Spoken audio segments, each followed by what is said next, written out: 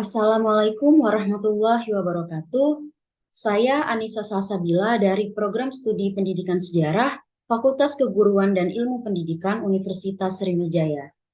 Kepada yang terhormat Bapak Muhammad Reza Pahleti, MPD, selaku Koordinator Program Studi Pendidikan Sejarah, dan Bapak Dr. Andes Alian Sair MHum, selaku dosen pembimbing skripsi saya. Di sini saya akan melakukan pemaparan kompilasi terhadap sumber-sumber dalam skripsi saya yang berjudul Perkembangan Sosial Ekonomi Pengrajin Kain Gambo di Desa Toman, Kecamatan Babatoman, Kabupaten Musi Banyuasin, tahun 2017 sampai dengan 2022. Sebelumnya, sumber-sumber yang saya kutip sudah saya parafrase terlebih dahulu agar tidak terjadi plagiasi dalam skripsi saya. Langsung saja pada pemaparan kompilasi pada bab 1. Di sini pada bab 1, Indonesia merupakan negara kepulauan yang terdiri dari ribuan pulau dari Sabang hingga Merauke.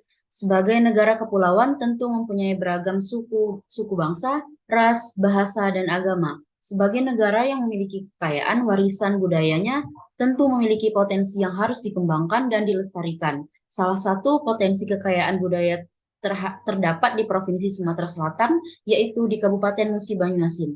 Pada Kabupaten Musi Banyuasin memiliki beragam kebudayaan, kesenian, tradisi, adat istiadat yang merupakan bentuk dari cara hidup yang dimiliki bersama-sama oleh kelompok masyarakat tersebut. Bentuk peninggalan budaya yang ada salah satunya keragaman kain tradisional. Nah, pada paragraf 1, pada pendahuluan ini saya mengambil atau mengutip dari jurnal milik Purwanto yang terlihat dari layar sebelah kiri ini. Di sini saya mengambil jurnal tersebut dengan judul Pengembangan Kain Khas Musi Banyuasin sebagai upaya untuk meningkatkan keekonomi lokal. Pada paragraf 1 pada pendahuluan. Di sini yang saya kutip, baiklah. Yang kedua yaitu keragaman budaya Indonesia yang sangat luas tersebut tak heran jika banyak ditemukan beraneka ragam jenis kain tradisional seperti kain batik, kain tenun, kain songket, dan kain jumputan. Yang saya kutip dari jurnal milik Juliana tahun 2010 pada halaman 1. Di sini merupakan jurnalnya yaitu Jurnal Seni Rupa VBS Unimed. Dan saya ambil dari latar belakang masalah pada halaman 1. Di sini yang saya kutip, yang saya ambil, kalimat yang saya kutip. Selanjutnya, paragraf selanjutnya yaitu awal mula kebudayaan muncul dari ulah manusia itu sendiri dan dapat meningkatkan pengetahuan dalam otak, sedangkan kebudayaan yang ada dalam lingkungan masyarakat seperti kebiasaan hidup, agama, seni, bahasa, dan lainnya itu dilakukan tujuannya untuk mempermudah dan membantu manusia dalam hidup bermasyarakat. Karena mengingat manusia adalah makhluk yang berbudaya. Saya kutip dalam jurnal milik Apriyadi dan Hairunisa pada tahun 2018 halaman 119. Di sini merupakan jurnalnya, yaitu Jurnal Kalpataru atau Jurnal Sejarah dan Pembelajaran Sejarah. Dan saya kutip pada halaman 119 bagian ini. Selanjutnya yaitu pada warisan kebudayaan dalam suatu negara tentunya bukan hanya tinggal diterima begitu saja oleh masyarakatnya, tetapi warisan tersebut mempunyai keanekaragaman budaya yang dapat menghasilkan produk lokal yang punya nilai budaya yang tinggi, baik dari filosofisnya atau simbolisnya. Proses simbolis di sini adalah kegiatan masyarakat untuk membuat arti yang merujuk pada realitas kehidupan sehari-hari.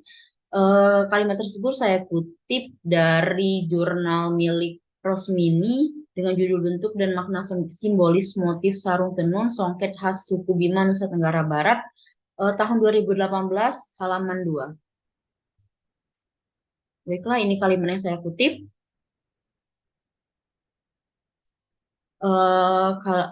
Kalimat selanjutnya yaitu seiring berkembangnya zaman dalam dunia fashion ikut mengalami perkembangan. Perkembangan kain yang semakin unik memberi dampak positif terhadap produsen atau pengrajin kain yang semakin ambisius akan menciptakan inovasi untuk membentuk kreasi bahan sandang yang baru. Bukti dari perkembangan tersebut dapat dilihat pada salah satu kain yang terkenal di Sumatera Selatan, tepatnya di Palembang, ya, yakni kain jemputan. Kain jemputan merupakan hasil kreasi tangan dari para pengrajin dalam menyatukan teknik-teknik yang menghasilkan kain yang bernilai seni dan etnis. Seni jemputan dalam kerajinan budaya mempunyai nilai harga jual yang tinggi karena hal tersebut merupakan hasil buatan tangan masyarakat Palembang. Kalimat tersebut saya kutip dari jurnal milik Roshidah dan teman-teman pada tahun 2017 pada halaman 63. Baiklah, di sini kalimat yang saya kutip. Baiklah, kalimat selanjutnya. Kain jemputan dibuat dengan cara menjumput atau menarik kain putih polos yang telah diisi biji-bijian sesuai dengan motifnya. Lalu dilanjutkan dengan diikat kain tersebut lalu dicelupkan ke dalam pewarna. Baiklah, pada kalimat pertama saya kutip dari skripsi milik Handayani dengan judul Kain Jemputan karya Haji Udin Abdillah di Palembang. Pada tahun 2016 pada halaman 9.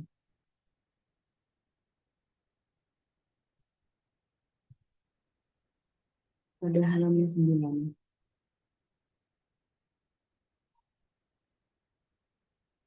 Baiklah, di sini kalimat yang saya kutip pada skripsi milik Handayani tersebut. Kalimat selanjutnya yaitu tenun celup ikat yang digunakan pada kain jemputan ini mudah dan praktis. Tidak heran jika sudah banyak hasil kebudayaan dari kain jemputan diapresiasikan oleh masyarakat luar. Teknik celup ikat berawal dari negara Tiongkok lalu berkembang sampai ke India dan meluas hingga menyebar ke Indonesia. Teknik celup ikat diperkenalkan melalui perdagangan oleh orang-orang India. Teknik ini diterima dengan baik dan mendapat perhatian lebih karena keunikan serta keindahan pola ragam hiasnya. Baiklah, kalimat tersebut saya kutip dari jurnal milik Rosida pada tahun 2017 pada halaman 65. Di sini jurnalnya dan saya kutip di halaman 65, yaitu di sini kalimat yang saya kutip. Dan dilanjutkan pada halaman selanjutnya, di sini juga yang saya kutip. Baiklah, paragraf selanjutnya. Kain jemputan Gambo adalah produk lokal yang dihasilkan dari limbah getah tanaman gambir yang sangat ramah lingkungan sebagai bahan dasar pewarna. Getah gambir dikenal sebagai elemen yang esensial untuk farmasi dan kecantikan. Tanaman gambir merupakan salah satu tanaman komoditi ekspor utama yang dijual oleh pedagang Indonesia pada saat berkembangnya Islam di Indonesia. Pada awal abad ke-19 Masehi, gambir sudah menjadi tanaman yang dapat diperdagangkan pada perdagangan Eropa. Pada masa modern saat ini, tanaman gambir sudah banyak diolah oleh manusia sebagai bahan pembuat obat, bahan membatik, warna tekstil, dan masih banyak manfaat lainnya. Baiklah, paragraf tersebut saya kutip dari jurnal milik Masyurullah Husoman tahun 2017 pada halaman 1 dan halaman 2. Di sini kalimat yang saya kutip. Baiklah, paragraf selanjutnya yaitu tanaman gambir sudah banyak dibudidayakan di beberapa daerah di Indonesia, seperti Pulau Sumatera, Kalimantan, dan juga di luar negeri, yaitu Malaysia. Pada saat ini Indonesia memiliki daerah penghasil tanaman gambir terbesar yaitu di Sumatera Barat. Di sisi lain ada pula provinsi-provinsi penghasil gambir cukup besar lainnya seperti Provinsi Sumatera Selatan, Kalimantan Barat, Aceh, dan Riau. Di sini saya mengutip dari skripsi milik Apriani tahun 2019 pada halaman 2. Di sini halaman pengesahan skripsinya. Dan di sini kalimat yang saya kutip dari halaman 1 dan halaman 2 yang saya kutip. Baiklah, selanjutnya pada Provinsi Sumatera Selatan, tanaman gambir hanya dapat tumbuh di Kabupaten Musi Banyasin, tepatnya di Desa Toman, Kecamatan Babatoman.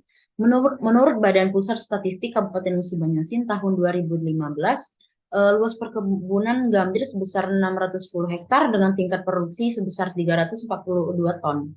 Di sini saya mengutip pada jurnal milik Nasirullah Somad pada tahun 2017 pada halaman 2. Di sini kalimat yang saya kutip.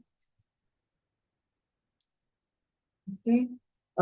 Paragraf selanjutnya yaitu hingga saat ini masyarakat Desa Toman masih membudidaya dan mengolah tanaman gambir. Masyarakat di sana melakukan budidaya tanaman gambir dengan cara dan masih menggunakan alat yang tradisional. Di sini saya mengutip pada jurnal milik Muhammad Siddiq dan Septa Apriyani tahun 2019 pada halaman 144. Di sini kalimat yang saya kutip. Selanjutnya, produksi tanaman gambir menghasilkan getah gambir kering dan getah gambir cair.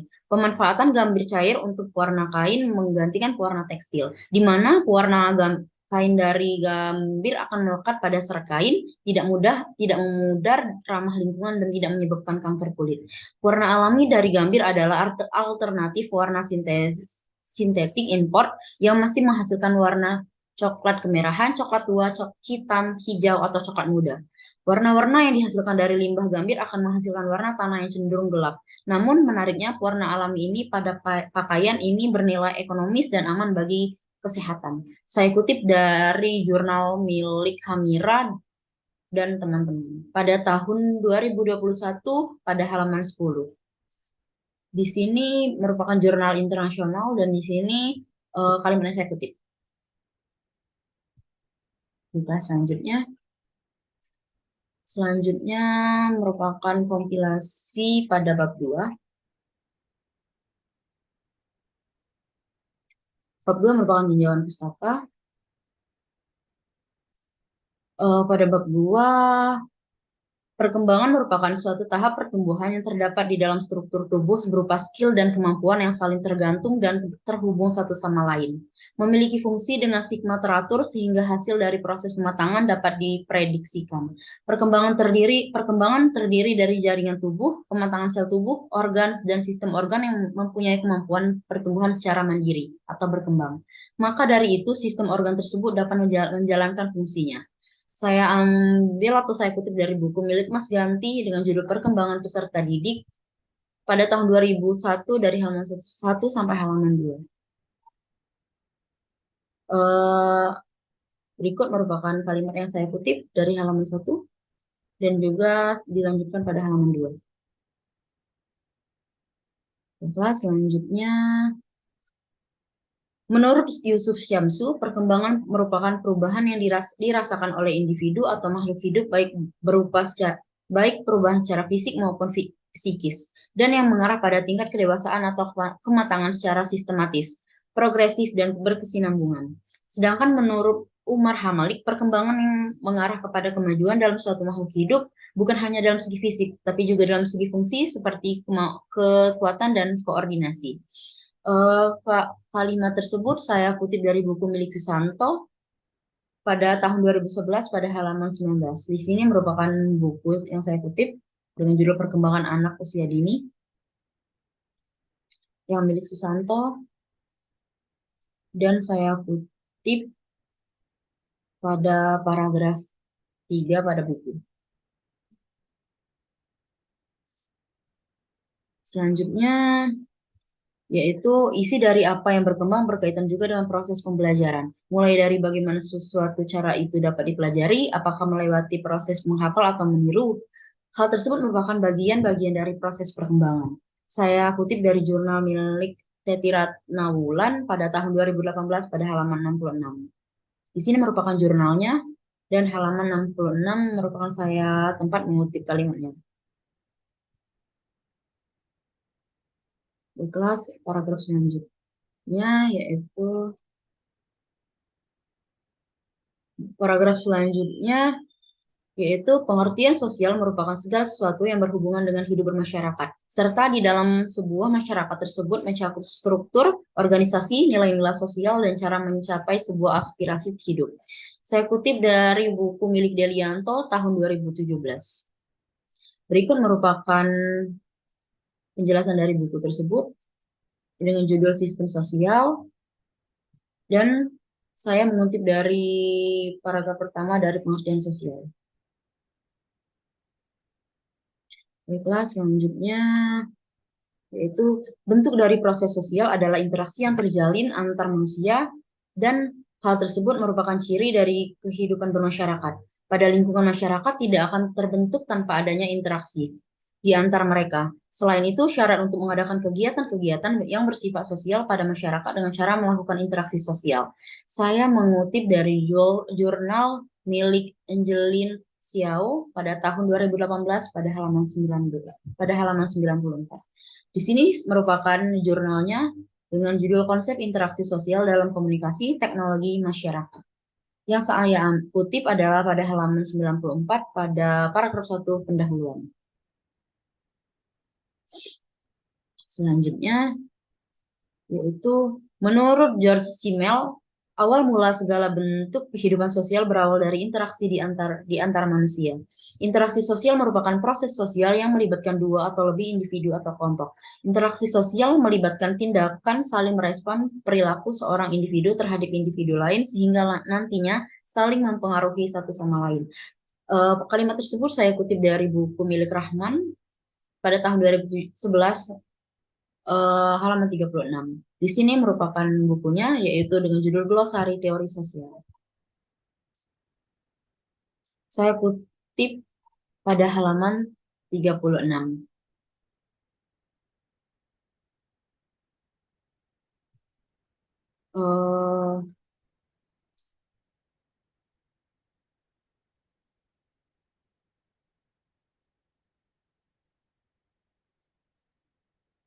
Baiklah, yang selanjutnya yaitu dalam hubungan interaksi sosial antar individunya tentunya tidaklah mudah, karena setiap individu mempunyai sifat yang berbeda-beda, sehingga sering terjadinya kesalahpahaman. Setiap individu masyarakat memiliki cara pandang yang berbeda dalam melihat suatu perubahan, sehingga membentuk kelompok-kelompok yang memiliki kesamaan dalam cara pandang dari suatu perubahan yang terjadi. Guna membentuk sebuah kelompok, maka harus adanya kesepakatan bersama. Saya kutip dari jurnal eh, milik Laurentius Goa, dan berikut merupakan jurnalnya dengan judul Perubahan Sosial dalam Kehidupan Bermasyarakat. Saya kutip pada halaman 54 dan berikut merupakan kutipan yang saya ambil. Selanjutnya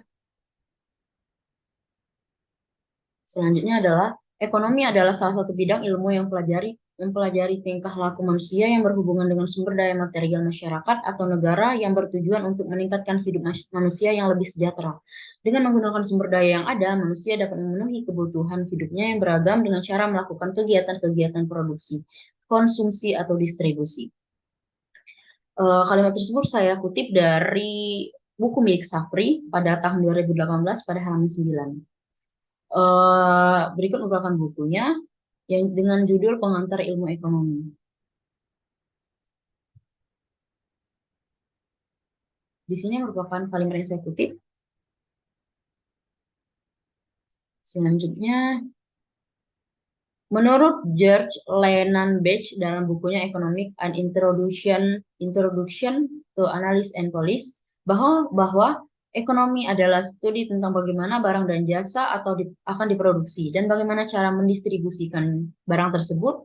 Sedangkan menurut Paul Samuelson menjelaskan bahwa ekonomi merupakan studi tentang aktivitas-aktivitas yang berhubungan dengan sistem produksi dan transaksi yang dilakukan antar masyarakat.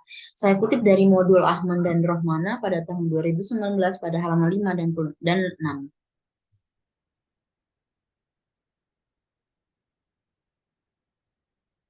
Baiklah, berikut merupakan kalimat yang saya kutip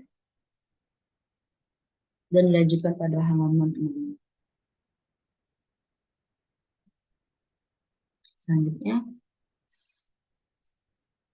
ekonomi merupakan faktor penting dalam menjalankan kehidupan sehari-hari. Setiap manusia yang hidup akan selalu mencari cara untuk dapat memenuhi kebutuhan ekonominya dengan cara berusaha bekerja. Berdasarkan istilah ekonomi yang merupakan manajemen rumah tangga, artinya seorang kepala rumah tangga diwajibkan untuk mencari nafkah untuk memenuhi kebutuhan keluarga.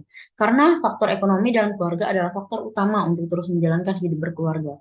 Oleh karena itu, banyak perempuan atau ibu rumah tangga yang bekerja untuk membantu mencukupi keuangan rumah tangga. Di sini saya mengutip pada jurnal Tindangin, Engka, dan Wawuran pada tahun 2020 pada halaman 81. Berikut merupakan jurnalnya dengan judul Peran perempuan dalam meningkatkan ekonomi keluarga, studi kasus perempuan pekerja sawah di Desa Lemok Barat, Kecamatan Tombariri Timur, Kabupaten Minahasa. Dan kalimat yang kalau saya kutip sebagai berikut.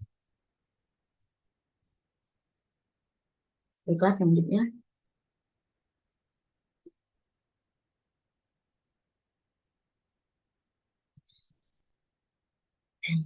Dalam aspek pengembangan masyarakat dapat dilakukan melalui pemberdayaan ekonomi yang ada. Karena dalam memberdayakan ekonomi akan dapat membantu perekonomian masyarakat menengah ke bawah. Untuk pemberdayaan masyarakat agar lebih produktif dapat dilakukan dengan cara membuka sebuah usaha mikro, kecil, dan menengah atau UMKM yang diyakini dapat membantu kelompok masyarakat untuk kemandirian ekonomi serta mensejahterakan masyarakat. Pengembangan usaha mikro, kecil, dan menengah atau UMKM merupakan upaya dari pemerintah guna memberdaya masyarakat desa dan dapat membantu perekonomiannya. Upaya tersebut diberikan bantuan berupa fasilitas, pelatihan, bimbingan, dan dana agar usaha ekonomi tersebut dapat bertumbuh dan berkembang. Upaya tersebut dapat memberantas kemiskinan dan berpotensi dalam meningkatkan kesejahteraan hidup manusia. Kalimat tersebut saya kutip dari jurnal Sri Wahyuningsih dan Dede Satriani dengan judul Pendekatan Ekonomi Kreatif Terhadap Pertumbuhan Ekonomi, Studi Kasus di Desa Pedeki pada tahun 2019 pada halaman 198. Berikut merupakan kalimat yang saya kutip. Selanjutnya, produksi merupakan suatu aktivitas atau kegiatan yang dilakukan masyarakat untuk memperoleh sebuah barang atau jasa yang menjadi nilai guna untuk memenuhi kebutuhan manusia. Yang melakukan kegiatan produksi disebut dengan produsen. Kemudian, barang yang dihasilkan dari produsen yaitu sebuah produk. Di sini saya mengutip dari sebuah skripsi milik Fitrianda pada tahun 2020 pada halaman 9. Di sini merupakan skripsi milik Linda Fitrianda dengan judul Analisis Faktor Produk Produksi Anyaman di Pandan di Raja Polah, Studi Kasus pada Usaha Kerajinan Anyaman Pandan di Kecamatan Raja Polah. Berikut merupakan kalimat yang saya kutip pada bab 2 pada halaman 9. Selanjutnya,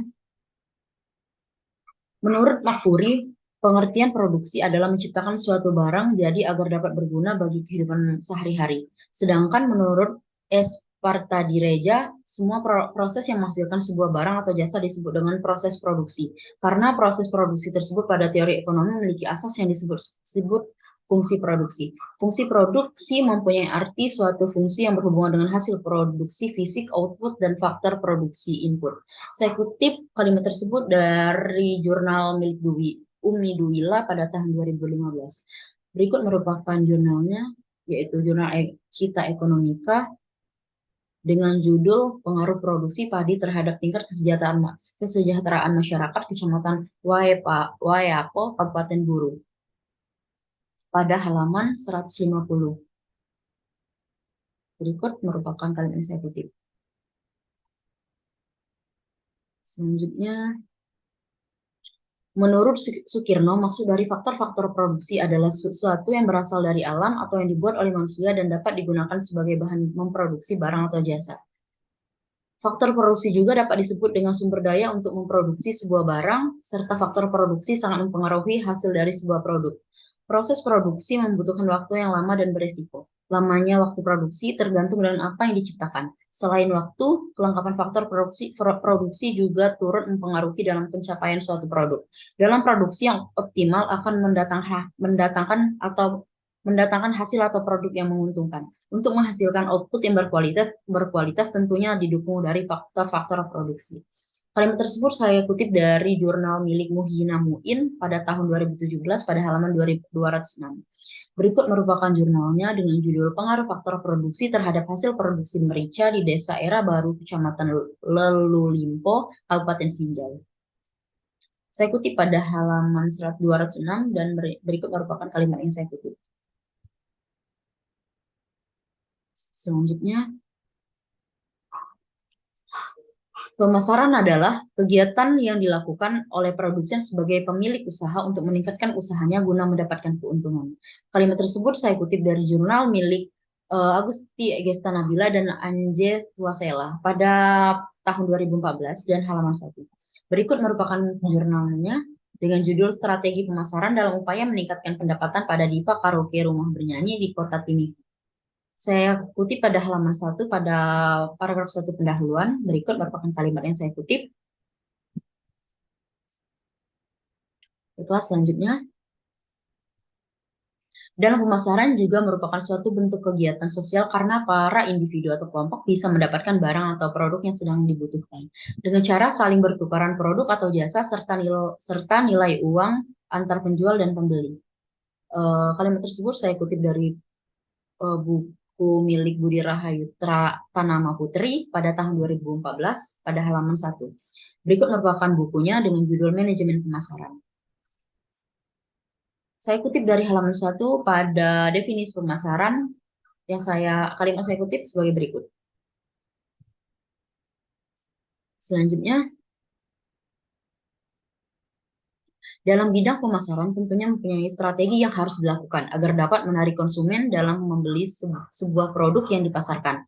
Strategi pemasaran yang dimaksud adalah rencana yang dilakukan untuk dapat menentukan target pasar.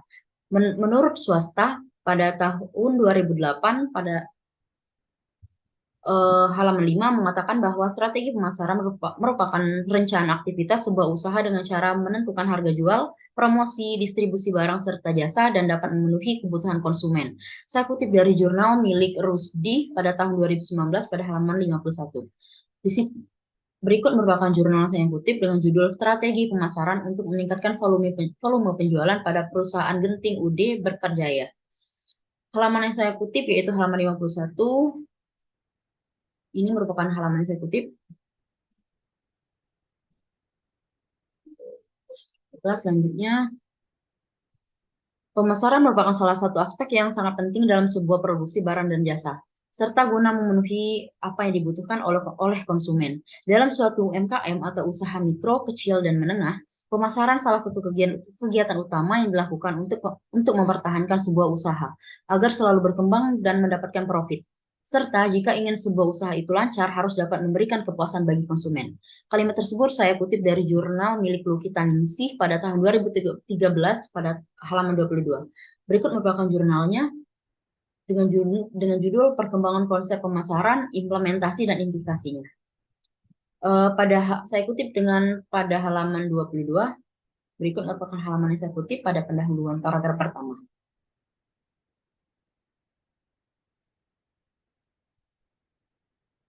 Baiklah, selanjutnya. Menurut Sukirno, pendapatan merupakan jumlah upah seorang pekerja dikarenakan keahliannya bekerja selama periode tertentu, baik harian, mingguan, bulanan, atau tahunan.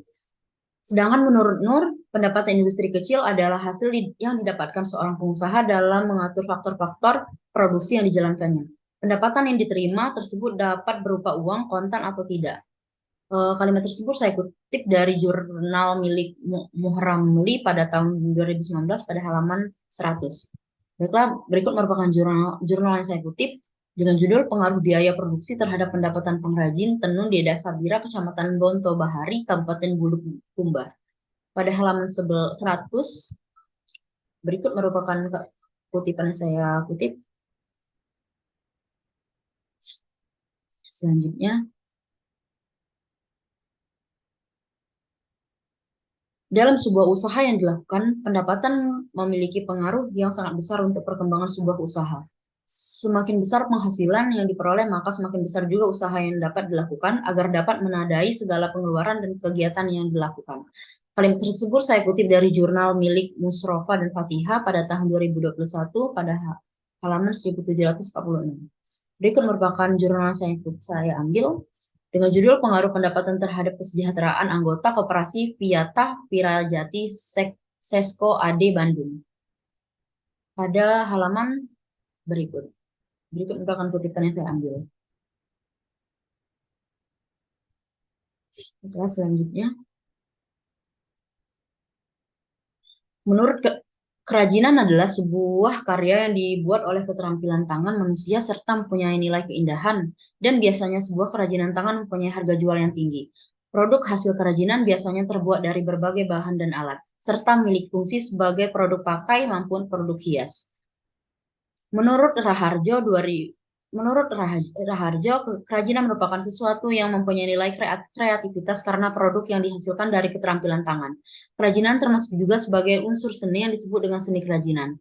Penerapan dari seni kerajinan tersebut adalah produksi produk yang dihasilkan dari karya tangan seseorang atau disebut dengan seni kriya. Kalimat tersebut saya ambil atau saya kutip dari jurnal milik Saragi dan Zulkifli pada tahun 2019 pada halaman 273.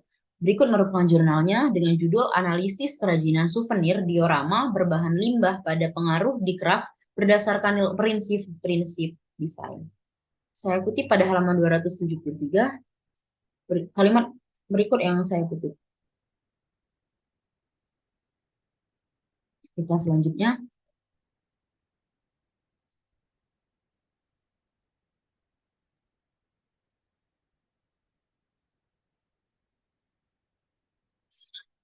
Dalam seni kerajinan memiliki nilai keindahan dan juga nilai fungsional. Unsur yang dapat membentuk sebuah nilai keindahan terdapat dari wujud seni kerajinan itu sendiri. Wujud dari seni kerajinan itu merupakan sesuatu yang nyata, yang dapat dilihat oleh panca indera. Proses pembuatan sebuah produk kerajinan tentu saja diperlukan banyak ide, peran seorang pengrajin dan serta bahan dan alat. Keberhasilan sebuah karya yang dihasilkan oleh pengrajin dipengaruhi dengan keahlian dan pengalaman serta kreativitas pembuatnya. Dalam pembuatan karya kerajinan, tangan harus dikerjakan oleh orang-orang ahli atau berpengalaman di dalam bidangnya. Selain itu, ide pengrajin dalam pembuatan karya kerajinan sangat berperan penting untuk menghasilkan produk-produk yang indah. Kalimat tersebut saya kutip dari jurnal milik Syaifuddin dan Murwadani pada tahun 2015 pada halaman 129. Berikut merupakan jurnalnya dengan judul Pembinaan Warga Binaan di Lembaga Pemasyarakatan Lamongan melalui Keterampilan Kerajinan.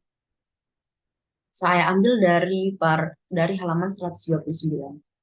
Berikut merupakan kalimat yang saya kutip. Selanjutnya, pengrajin adalah seorang atau pekerja yang mempunyai keahlian yang berhubungan dengan pembuatan suatu barang produk kerajinan. Produk yang dibuat oleh para pengrajin biasanya tidak menggunakan mesin, melainkan menggunakan kreasi tangan manusia. Oleh karena itu, produk tersebut disebut produk kerajinan tangan. Kalimat tersebut saya kutip dari jurnal milik Mujizatullah pada tahun 2017 pada halaman 2. Berikut merupakan jurnal yang saya kutip dengan judul Pendidikan Keagamaan pada Pengrajin Dompet Souvenir di Kota Makassar. Halaman 2, berikut kalimat yang saya kutip.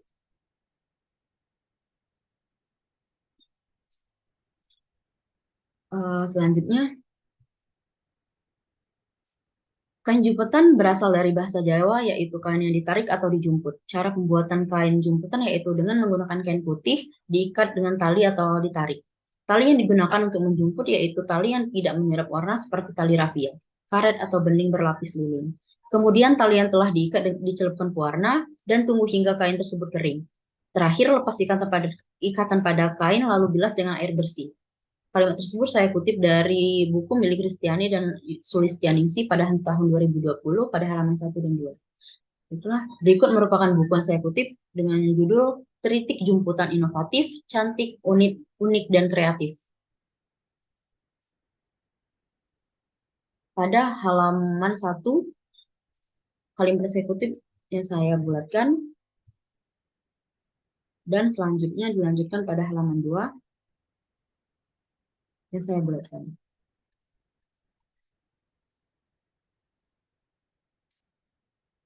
Selanjutnya,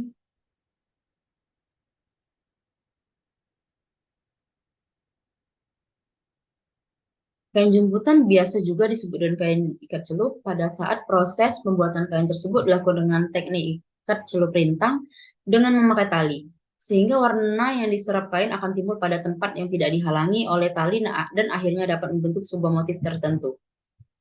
Pada dasarnya proses pembuatan kain jumputan tidak berbeda, yaitu dengan cara sebuah kain yang diberikan warna tertentu.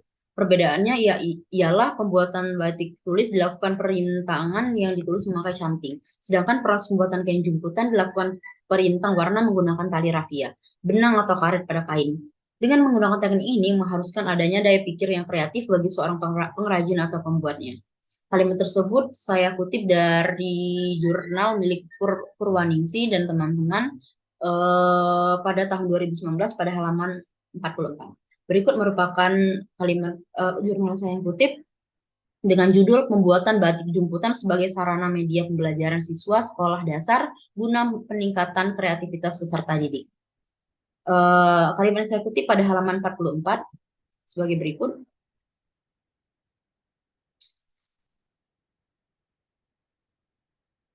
Kelas selanjutnya, daerah di Indonesia yang menghasilkan jumputan terkenal yaitu di Palembang, Kalimantan, dan Jawa.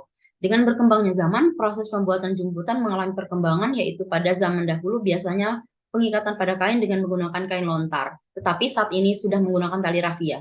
Daun lontar dan tali rafia mempunyai sifat yang kedap air. Selain itu, pewarna pada jumputan kini sudah banyak menggunakan bahan pewarna kimia. Namun, kembalinya tren alam yang sedang populer saat ini menjadikan para pengrajin atau pengusaha UMKM atau usaha mikro kecil dan menengah kembali menggunakan pewarna dari alam untuk kerajinan jumputan.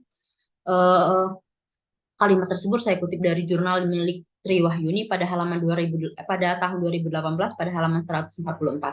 Berikut merupakan jurnal yang saya kutip yaitu dengan judul Memproses Motif Jumputan di Atas Keramik. Saya kutip pada halaman 114 pada kalimat berikut. Selanjutnya, keunggulan yang dimiliki oleh kain jumputan ini memiliki fungsi yang khas serta menghasilkan karya dan motif yang indah. Tidak kalah unik dengan batik jenis lain, kain dengan teknik jumputan merupakan seni kerajinan dengan tangan yang memiliki nilai budaya dan nilai jual yang tinggi. Warna pada kain jumputan dapat menggunakan warna alami dan warna sintesis. Perbedaan warna alami dan warna sintesis adalah jika warna alami biasanya sulit untuk didapatkan serta harganya cukup mahal. Sedangkan pewarna sintesis mudah dicari pada toko-toko tekstil dan harga yang cukup terjangkau. Tetapi antara pewarna alami dan pewarna sintesis mempunyai kelebihan tersendiri.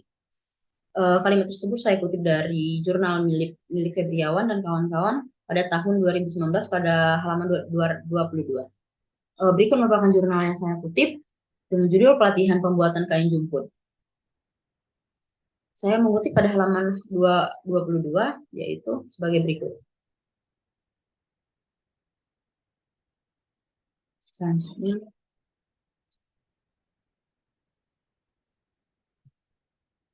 kain jumputan merupakan kain yang proses pembuatannya menggunakan teknik celup ikat. Namun, jumputan berasal dari kata jumput memiliki arti yang berhubungan dengan cara pembuatan kain yang dicomot atau ditarik atau dalam bahasa Jawa dijumput. Jumputan juga dikenal oleh masyarakat Sumatera Selatan dengan sebutan kain pelangi. Sejarahnya, pada zaman Kerajaan Sriwijaya, Sumatera dan Jawa dikenal adanya kain potola sutra, sehingga munculnya seni jumputan di Sumatera, khususnya Palembang, diperkirakan dengan masuknya kain sutra dan benang yang diperkirakan dari negara Cina pada abad ke-7 hingga ke abad ke-8 Masehi. Saya kutip pada jurnal Nur Hayati pada tahun 2016 pada halaman 13. Berikut merupakan jurnal yang saya kutip, yaitu jurnal Kalpataru, Media Publikasi Penelitian Sejarah dan Pembelajaran Sejarah. Pada halaman 13. Berikut merupakan kalimat yang saya kutip.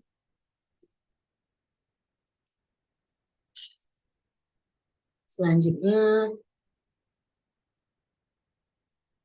penggunaan teknik celup ikat ini bisa ditemukan di beberapa daerah di Indonesia seperti Sumatera, khususnya di Palembang, Bali, Kalimantan Selatan, dan Jawa.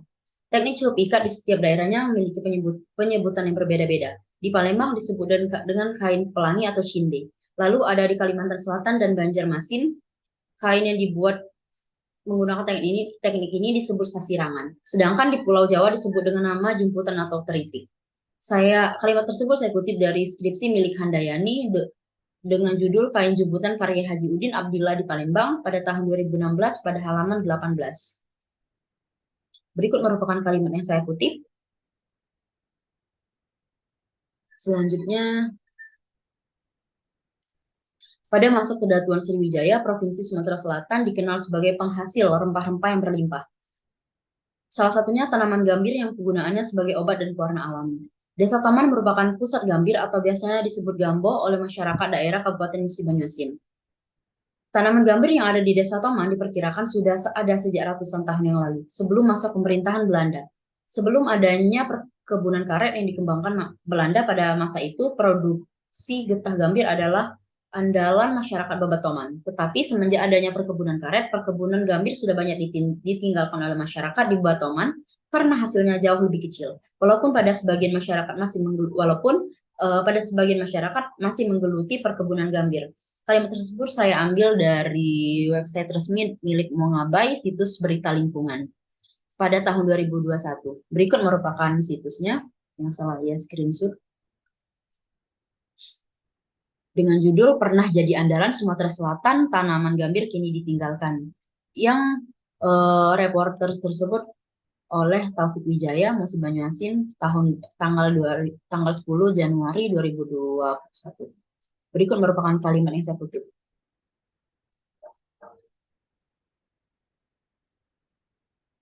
Selanjutnya, sejarah kain Jukutan Gambo khas Musi Banyuasin ini adalah berasal dari limbah getah tanaman gambir atau bahasa daerahnya Kabupaten Musi Banyuasin adalah Gambo. Tanaman gambir yang hidup di Sumatera Selatan hanya bisa hidup di Desa Toman, Kabupaten Musi Banyuasin. Analisa tanah dari Laboratorium Balitro memiliki hasil bahwa Desa Toman memiliki tingkat kesuburan tanah yang tinggi dikarenakan tanah tersebut mengandung C organik. Dengan demikian, tumbuhan gambir dapat tumbuh dengan sangat baik. Dalam proses membudidayakan tumbuhan gambir di Desa Toman menggunakan cara menanam beberapa jenis tanaman secara serentak atau dengan kata lain tumpang sari, dan tumbuhan karet sebagai tumbuhan utamanya, dan untuk tumbuhan lain sebagian kecil ditanam dengan cara monokultur. Dikarenakan Desa Toman memiliki kondisi alami berbeda dari daerah lain dan memiliki kekhasan tersendiri, membuat tanaman gambir memiliki ciri khas tersendiri dibandingkan tanaman gambir di daerah lain. Berdasarkan hasil analisa Balitro, gambir kering yang dihasilkan mempunyai kadar katekin kurang lebih dari 60%. Hal tersebut masuk dalam mutu 1 SNI 013391-2000. Kalimat tersebut saya kutip dari berita resmi indikasi geografis milik Kementerian Hukum dan Hak Asasi Manusia Republik Indonesia pada tahun 2021. Berikut merupakan berita resmi indikasi geografis seri A nomor 014/E IG _9 A 2021 diumumkan tahun 4 November 2021 sampai dengan 4 Januari 2022. Berikut merupakan berita resminya yang ditandatangani oleh Juniatun selaku Kepala Seksi Publikasi dan Dokumentasi, dan berikut merupakan jurnal yang saya kutip. Kalimat yang saya kutip, maaf. Selanjutnya, tanaman gambir yang hanya hidup di Desa Toman juga memiliki legenda atau cerita rakyat, yaitu pertama kali yang membawakan tanaman gambir adalah seorang yang sakti bernama Samindang Sari, dan saat ini populer dengan sebutan Ginde Sugi, yaitu rangkuman dari kata Ginde artinya baginda atau pemimpin yang dihormati, dan Sugi artinya kaya atau banyak harta. Jadi secara keseluruhan berarti pemimpin dihormati lagi kaya. Kalimat tersebut saya kutip dari buku milik Ibrahim pada tahun 2004 pada halaman 60.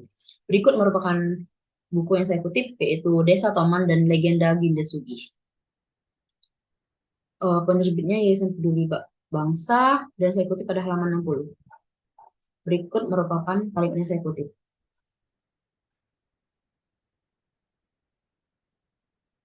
Baiklah, selanjutnya. Ginde Sugi merupakan pangeran keturunan raja. Dia memiliki seorang kekasih yang tidak direstui oleh kedua orang tuanya karena kehidupan kekasihnya hanyalah seorang orang biasa dan miskin. Tetapi mereka berdua telah mempunyai janji sehidup semati walaupun banyak perintangan yang akan dihadapi. Sehingga Ginde Sugi dan kekasihnya melarikan diri yang tidak tahu tujuannya kemana dengan model perahu atau sampan. Setelah beberapa hari pergi dengan perahunya, akhirnya mereka menemukan sawah yang memiliki pondok dan tidak jauh dari kampung. Namun, tidak ada seorang pun yang tinggal di sana. Tetapi yang mereka didatangi terletak di sebelah hilir Dusun Toman. Ginde Sugi dan kasihnya bertahan hidup dengan melakukan berbagai usaha.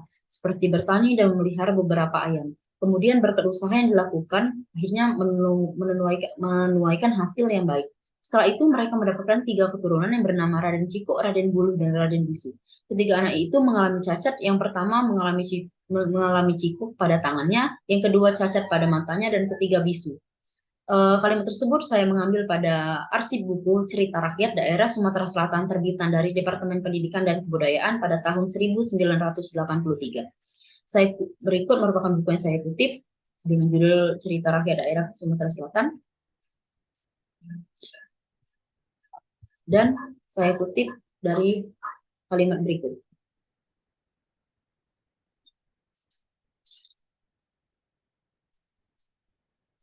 Selanjutnya,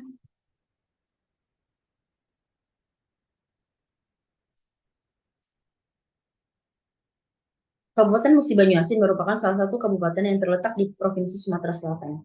Kabupaten Musi Banyuasin memiliki luas wilayah sebesar 14.265,96 km persegi atau sekitar 15% dari luas Provinsi Sumatera Selatan. Terbagi menjadi 14 kecamatan dan 243 desa atau kelurahan. Letak astronomisnya adalah 103 derajat dan 140 derajat jur timur dan antara 1 derajat 30 dan 4 derajat 00 lintang selatan. Topografi dan ketinggian pada Kabupaten Musi Banyuasin kisaran antara 14 sampai 68 meter di atas permukaan laut. Tidak semua daerah yang berada di Kabupaten Musi Banyuasin adalah pesisir. Berdasarkan topografi wilayah, terdapat 40 daerah yang ada di lembah daerah aliran sungai, sedangkan 203 daerah lainnya berada di dataran. Kalimat tersebut saya kutip dari Badan Pusat Statistik Kabupaten Musi Banyuasin tahun 2021. Berikut merupakan buku yang saya kutip dan diambil pada paragraf 1 pada halaman 1 Geografi dan Iklim. Berikut merupakan kalimatnya. Selanjutnya,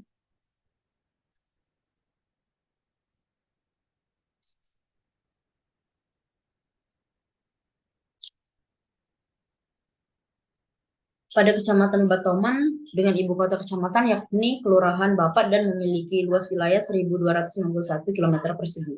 Wilayah Babat Toman sebelah utara berbatasan dengan Kecamatan Sangadesa, di sebelah selatan berbatasan dengan Kecamatan Pelakat Tinggi, dan di sebelah timur berbatasan dengan Kecamatan Lawang Wetan, dan di sebelah barat berbatasan dengan Kabupaten Musirawas.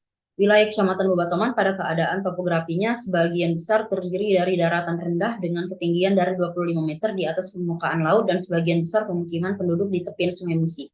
Untuk wilayah yang jauh dari sungai adalah daerah dataran tinggi yang memiliki ketinggian antara 15 meter sampai dengan 95 meter di atas permukaan laut.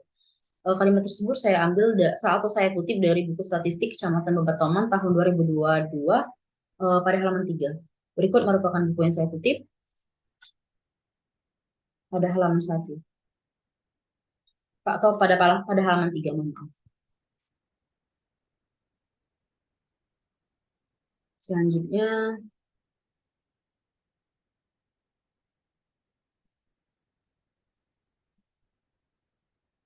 secara administratif, Kecamatan Bebatoman terdapat 61 dusun, 13 rukun warga, dan 170 rukun tetangga. Jumlah penduduk per dusun atau per RW rata-rata sebanyak 452,84 orang. Kalimat tersebut saya kutip juga dari statistik Kecamatan Bebatoman tahun 2022 pada halaman 11. Berikut merupakan kalimat yang saya kutip.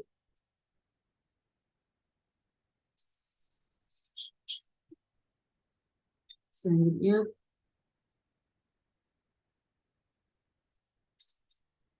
Desa Toman merupakan salah satu desa dari 14 desa atau kelurahan yang terdapat di Kecamatan Bebatoman. Desa Toman memiliki luas wilayah 10.450 hektar. Jarak antara Desa Toman dan ibu kota kecamatannya yaitu Bebatoman adalah 5 km. Karena kedua wilayahnya tersebut hanya bersebelahan. Namun jarak dengan ibu kota kabupaten yaitu sekitar 36 km.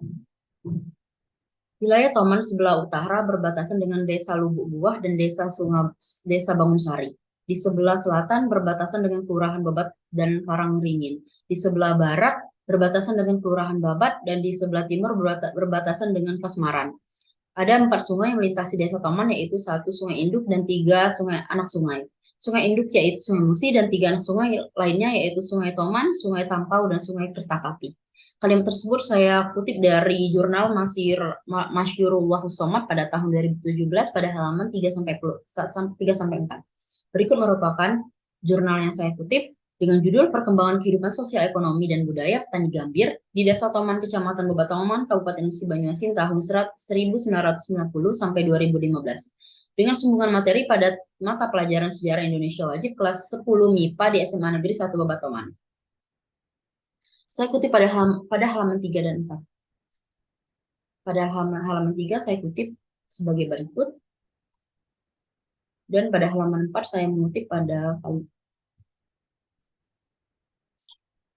selanjutnya.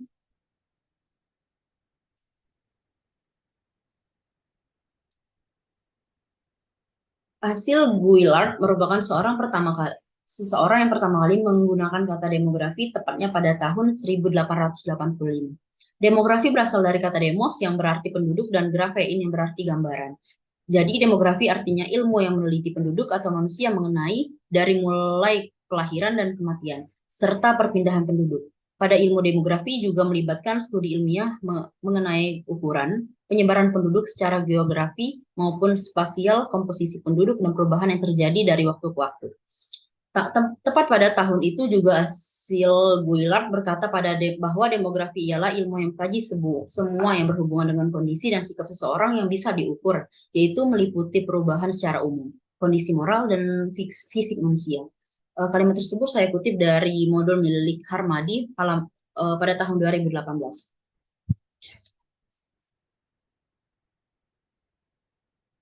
Berikut merupakan kalimat yang saya kutip.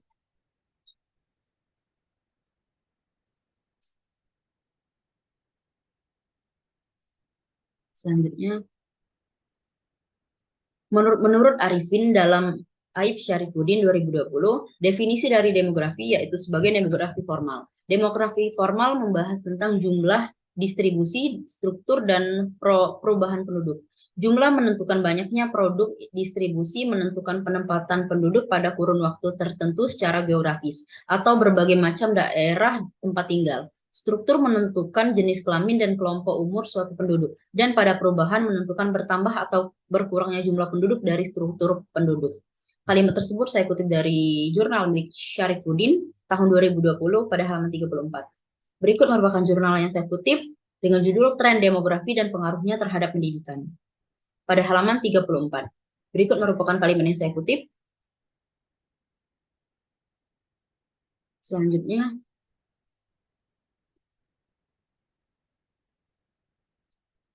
berdasarkan data monografi, jumlah penduduk Desa Toman, Kecamatan Bebatoman, Kabupaten Musi Banyuasin tahun 2021 ialah berjumlah 7.021 jiwa. Di antaranya 3.058 jiwa laki-laki dan 3.440 jiwa perempuan.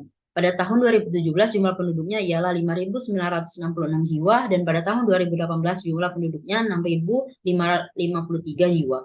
Pada tahun 2019 jumlah penduduknya 6.137 jiwa. Selanjutnya jumlah penduduk di Desa Toman pada tahun 2020 yaitu 6.350 jiwa. Di tahun berikutnya tahun 2021 berjumlah 7.021 jiwa hingga pada tahun 2022 penduduk di Desa Toman ialah 7.996 jiwa. Setiap tahunnya jumlah penduduk di Desa Toman semakin bertambah.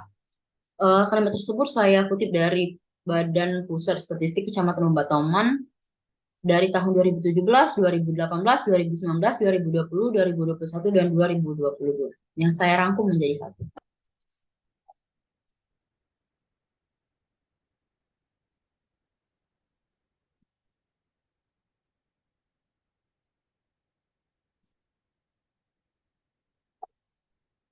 Baiklah, paragraf berikutnya merupakan Keadaan mata pencarian penduduk di daerah Kabupaten Musi Banyuasin sekitar 2/3 adalah angkatan kerja yang dinilai dari total usia kerja 15 tahun ke atas.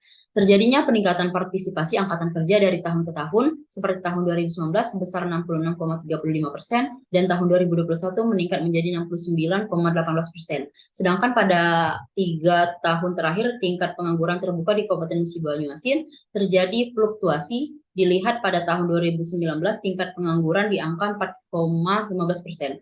Meningkat pada tahun 2020 menjadi 4,79% dan mengalami penurunan di tahun 2021 menjadi 3,99%.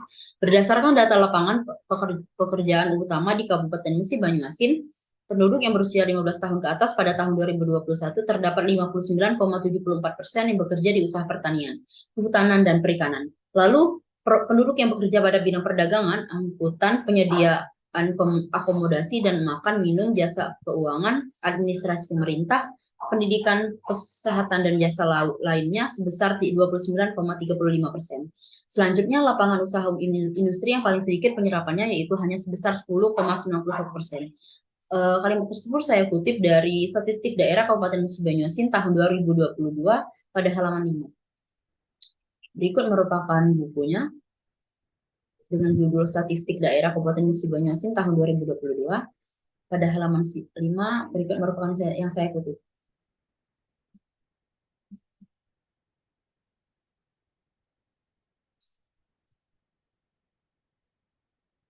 Selanjutnya, sementara itu penduduk Kecamatan Bebatoman beragam mata pencarian, namun sebagian besar penduduknya adalah sebagai petani karet, pedagang, pengrajin, petani sawit, nelayan, batubara, minyak bumi, penambang pasir, dan pekerja swasta lainnya. Pekerjaan yang banyak juga dilakukan oleh penduduk Babatoman adalah penambangan minyak tradisional. Pada Kecamatan Babatoman terdapat ladang minyak yang cukup berlimpah. Daerah yang paling menonjol tepatnya di Desa Sungai Angit. Tambang minyak setiap harinya dapat menghasilkan 250 barel minyak mentah. Kalimat tersebut saya kutip dari jurnal milik Mona Lisa dan teman-teman pada tahun 2020 pada halaman 51. Jurnal yang saya kutip berikut merupakan jurnal yang saya kutip dengan judul Menggali Manfaat Tambang Minyak Tradisional bagi Masyarakat Desa Sungai Angin. Halaman yang saya kutip adalah halaman 51 dan berikut merupakan halaman yang saya kutip. Dari paragraf ini sampai kalimat ini. Selanjutnya,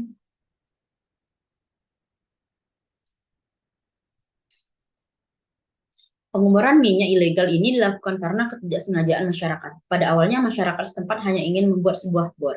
Namun yang keluar adalah air yang mengandung minyak. Kegiatan tersebut merupakan kegiatan yang melanggar hukum dan sangat berbahaya untuk nyawa seseorang, serta berdampak bagi kesehatan lingkungan. Dampak yang akan ditimbulkan dari pengeboran minyak ilegal yaitu bagi sumur yang tidak baik penanganannya adalah akan berakibat kebakaran dan meledaknya sumber bor tersebut.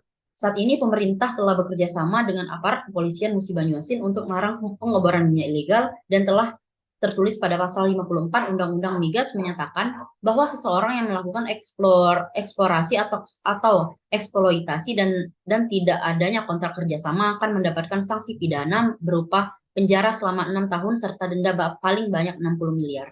Namun, penambangan minyak ini masih tetap berjalan dan menjadi salah satu sumber penghasilan masyarakat yang ada di Kecamatan Babatoman. Karena masyarakat merasakan dengan bisnis minyak ilegal ini mereka mendapatkan untung yang tinggi serta terus meningkatkan permintaan konsumen. Kalimat tersebut saya kutip dari jurnal milik Putra dan teman-teman pada tahun 2022 halaman 57.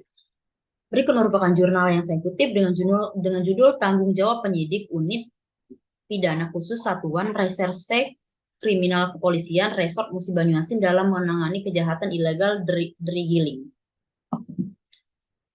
Saya mengutip pada halaman 57. Berikut merupakan kalimat yang saya kutip dari kalimat awal dan kalimat selanjutnya. Selanjutnya,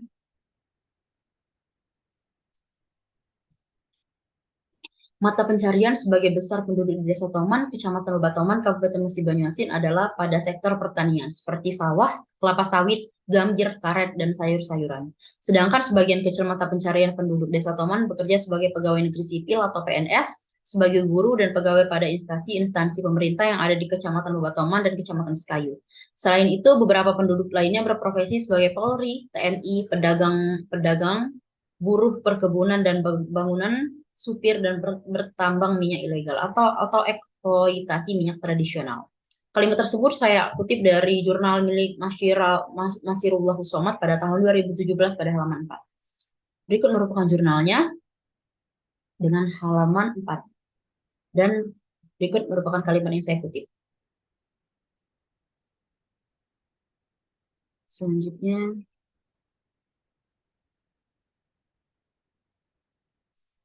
setiap kecamatan di Kabupaten Musi Banyuasin, pemerintah membangun sarana dan prasarana tempat peribadatan untuk masing-masing agama. Pada tahun 2021, sarana peribadatan yang telah dibangun pada setiap wilayah di Kabupaten Musi Banyuasin sebanyak 965 masjid, 1046 musola, 21 gereja, 14 pura, dan tidak memiliki vihara. Sedangkan jumlah agama yang dianut masyarakat Kabupaten Musi Banyuasin terdiri dari 514 menganut agama Islam dan 5.907 agama Protestan dan 5.285 agama Katolik dan 2.150 agama Hindu dan 2.316 agama Buddha. Dapat dilihat dari banyaknya jumlah sarana peribadatan dan agama yang dianut oleh masyarakat Kabupaten Musi Banyuasin adalah mayoritas beragama Islam. Kalimat tersebut saya kutip dari Badan Pusat Statistik Kabupaten Musi Banyuasin pada tahun 2022. Berikut merupakan buku atau katalognya dengan halaman 151 dan halaman 152. Berikut merupakan tabel jumlah penduduk menurut kecamatan dan agama yang dianut oleh Kabupaten Musi Banyuasin pada Lebatoman pada tabel kedua.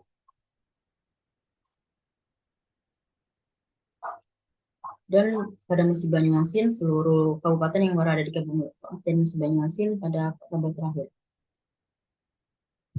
Selanjutnya itu jumlah tempat peribadatan menurut kecamatan di Kabupaten Musi Banyuasin pada tahun 2021 berikut merupakan tabelnya dan seluruh seluruh kecamatan yang ada di Kabupaten Musi Banyuasin terdapat pada tabel terakhir.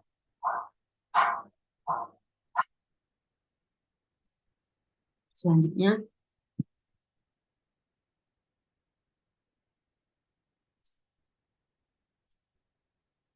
pendidikan adalah wujud dari perbuatan yang dilakukan secara sengaja dan sadar meliputi rencana-rencana yang harus terlaksana dan menimbulkan suasana belajar serta proses pembelajaran yang semarak. Sehingga membuat peserta didik dapat dengan aktif berekspresi dalam mengembangkan potensi yang dimiliki oleh setiap peserta didik dan dapat menghasilkan perilaku baik dalam memahami agama, dapat mengendalikan diri sebagaimana mestinya, tingkat pengetahuan dan kecerdasan yang baik, akhlak yang baik, sehingga dapat bersosialisasi dengan masyarakat dimanapun dirinya berada. Kalimat tersebut saya kutip dari jurnal milik BP Abdurrahman dan teman-teman pada halaman 20, pada tahun 2022 pada halaman 2. Berikut merupakan jurnal saya kutip dengan judul Pengertian Pendidikan, Ilmu Pendidikan, dan Unsur Pendidikan. Pada halaman 2, berikut kalimat yang saya kutip.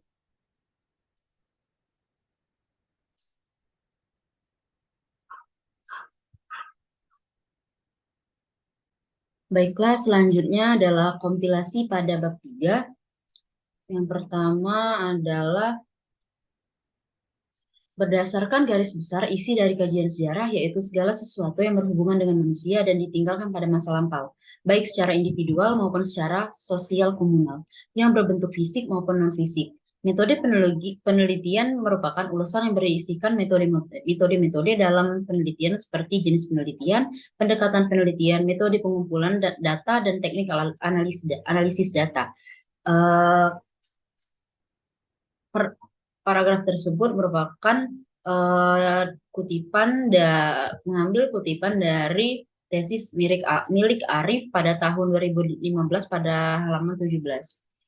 Berikut merupakan tesis milik Arif dengan judul Pemerintahan Khalifah Utsman bin Affan Analisis historis sebab-sebab munculnya pemberontakan. Pada halaman 17, berikut merupakan kalimat yang saya kutip. Selanjutnya, penelitian tersebut bertujuan guna membuat rekonstruksi masa lampau secara sistematis dan objektif. Agar terciptanya tujuan ini, maka dapat digunakan dengan metode sejarah. Kalimat tersebut saya kutip dari buku milik Herlina pada tahun 2020 pada halaman 1. Berikut merupakan bukunya dengan judul Metode Sejarah, dan pada halaman 1 berikut merupakan kalimat yang saya kutip.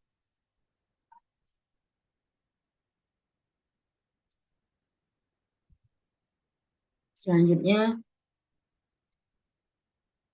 metode dalam studi sejarah adalah seperangkat aturan dan prinsip sistematis dalam mengumpulkan sumber sejarah secara sistematis, menilainya secara kritis, dan mengajukan sintesis secara tertulis atau suatu prosedur dalam menyusun detail-detail yang telah disimpulkan dari dokumen-dokumen identik menjadi suatu kisah yang saling berhubungan. Sebagai petunjuk pelaksanaan dan teknis tentang bahan, kritik, dan interpretasi sejarah serta penyajian dalam bentuk penulisan. Kalimat tersebut saya kutip dari buku milik Sumargono tahun 2021 halaman 2. Berikut merupakan bukunya dengan judul Metodologi Penelitian Sejarah.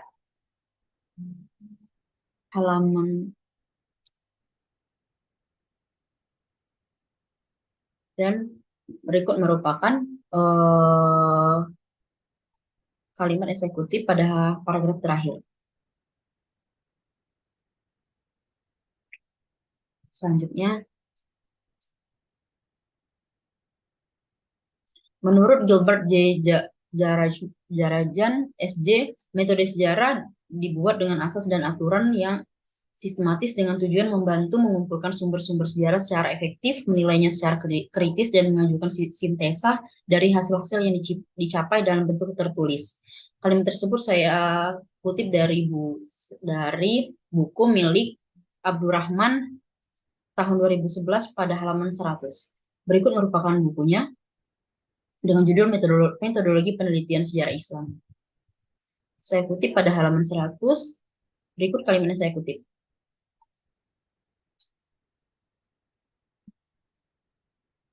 Selanjutnya, metodologi merupakan cara yang digunakan seorang peneliti untuk memberikan eksplanasi terhadap data yang dijadikan sumber penelitiannya. Metodologi mengalami perkembangan di setiap ilmu pengetahuan. Perkembangan antara metodologi dan ilmu pengetahuan selalu beriringan. Hal ini terjadi karena semakin berkembangnya hasil yang ditemukan dari penelitian dari masa ke masa. Dari hasil temuan itu terus berkembang sehingga metodologi pula mengalami perkembangan. Kalimat tersebut saya kutip dari jurnal milik Abbas pada tahun 2014 pada halaman 34. Berikut merupakan jurnalnya dengan judul Memahami Metodologi Sejarah Antara Teori dan Praktek pada halaman 34. Berikut merupakan kalimat yang saya kutip. Selanjutnya, menurut Irwanto dan Sair, tahun 2014 pada halaman 12 yang dikemukakan oleh Pelto, metodologi sejarah menurut logikanya suatu cara observasi untuk mengetahui fakta-fakta, memberikan data sesuai dengan hasil yang didapatkan dan menghubungkan data-data tersebut dalam proposisi yang bersifat teoritis. Kalimat tersebut saya kutip dari buku milik Dedi Irwanto dan Alian Sair dengan judul Metodologi dan Historiografi Sejarah. Pada halaman 12 ada kalimat tersebut, paragraf tersebut. Selanjutnya, metode yang digunakan dalam penelitian adalah metode historis atau metode sejarah. Metode penelitian ini merupakan metode meneliti peristiwa yang terjadi pada masa lampau. Metode ini bertujuan untuk membuat rekonstruksi masa lampau secara sistematis dan objektif, dengan cara mengumpulkan, mengevaluasi, memverifikasi, serta mengintensifkan bukti-bukti untuk mendukung fakta dan memperoleh kesimpulan yang kuat.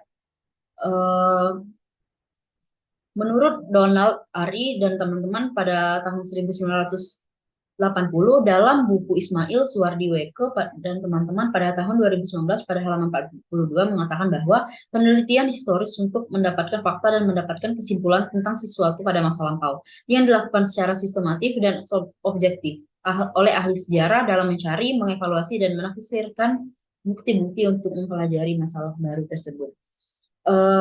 Kalimat tersebut saya ambil dari buku atau saya kutip dari buku milik Ismail Suwardiweke dengan judul Metode Penelitian Ekonomi Syariah pada halaman 42.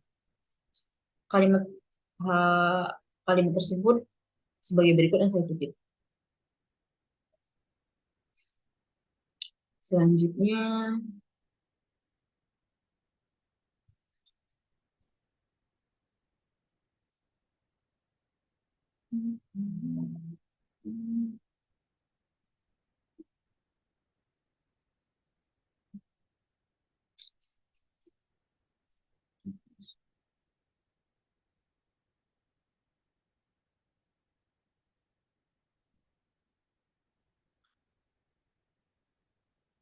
selanjutnya metode sejarah saling berkaitan dengan proses penelusuran sumber-sumber hingga dapat menghasilkan fakta sejarah dan disajikan dalam tulisan sejarah. Dan metodologi sejarah merupakan ilmu yang menanyakan lebih jauh tentang kebenaran metode tersebut atau science of method. Kalimat tersebut saya kutip dari buku milik Koasino dan Hartati pada tahun 2018 dengan judul Metode Penelitian Sejarah dari Riset hingga Penulisan. Berikut merupakan bukunya pada halaman 14 yang saya kutip yaitu sebagai berikut.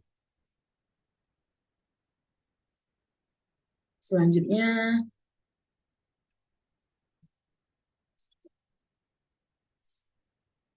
heuristik dalam konteks metode sejarah adalah kegiatan mencari sumber-sumber, mendapatkan data atau materi sejarah atau bahan sejarah.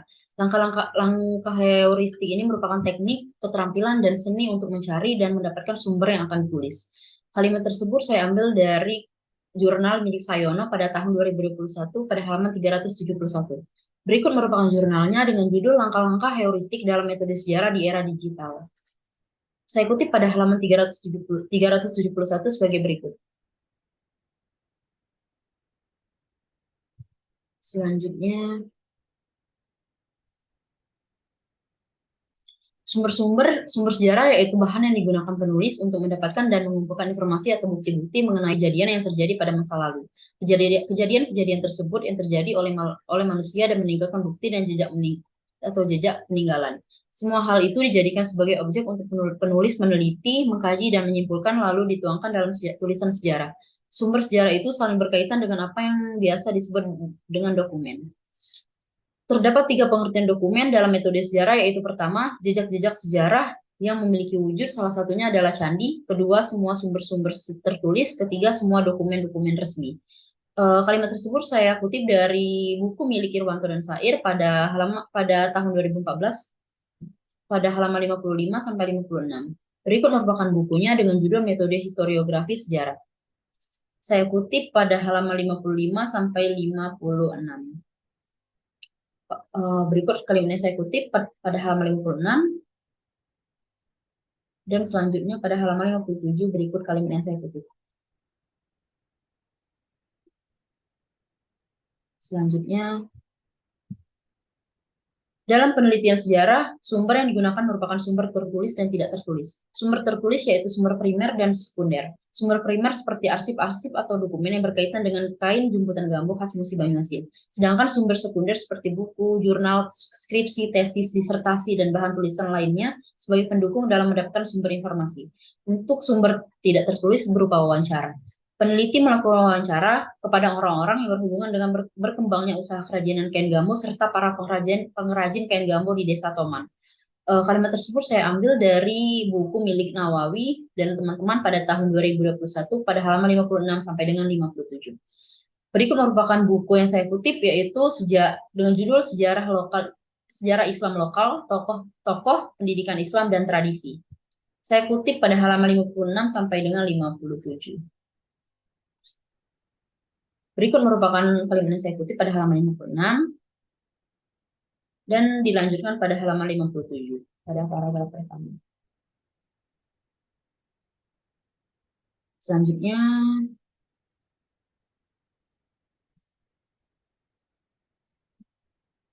Secara etimologis, kritik adalah sebuah pertimbangan dan perhitungan yang dilakukan atas sesuatu untuk kemudian memutuskan suatu hal. Dalam metode sejarah, kritik sangat diperlukan dengan tujuan agar dapat mempertimbangkan sumber-sumber yang telah diperoleh dan dinilai keabsahannya. Guna sumber tersebut dapat menjadi karya yang dapat ditulis. Kritik sumber ini dilakukan berdasarkan bahan-bahan yang telah didapatkan pada tahap pertama dalam metode sejarah, yaitu heuristik. Kalimat tersebut saya kutip dari buku milik Padiatra pada tahun 2020 pada halaman 85. Berikut merupakan bukunya dengan judul Ilmu Sejarah, Metode dan Praktik. Saya kutip pada halaman 85. Berikut merupakan kalimat yang saya kutip. Selanjutnya, pemeriksaan secara ketat harus benar-benar dilakukan oleh peneliti sebelum menggunakan sumber-sumber yang telah diperoleh untuk merekonstruksi peristiwa sejarah yang akan ditulis. Menurut Kunto Wijaya, terdapat dua macam-macam sumber yang ada dalam metodologi penelitian sejarah, yaitu kritik ekstern dan kritik intern. Kalimat tersebut saya kutip dari buku milik Dedi Irwanto dan Alian Sair dengan judul Metodologi dan Historiografi Sejarah. Pada halaman 77, pada kalimat berikut. Selanjutnya, kritik ekstern adalah sebuah kritik yang biasanya dilakukan untuk menguji keaslian dari sumber peneliti yang telah diperoleh. Kritik ekstern bertujuan untuk melihat apakah suatu data sejarah yang ada merupakan dokumen yang dipalsukan atau tidak. Urgensi dari kritik ekstern adalah guna agar dapat menetapkan keaslian atau autentisitas sebuah data sejarah.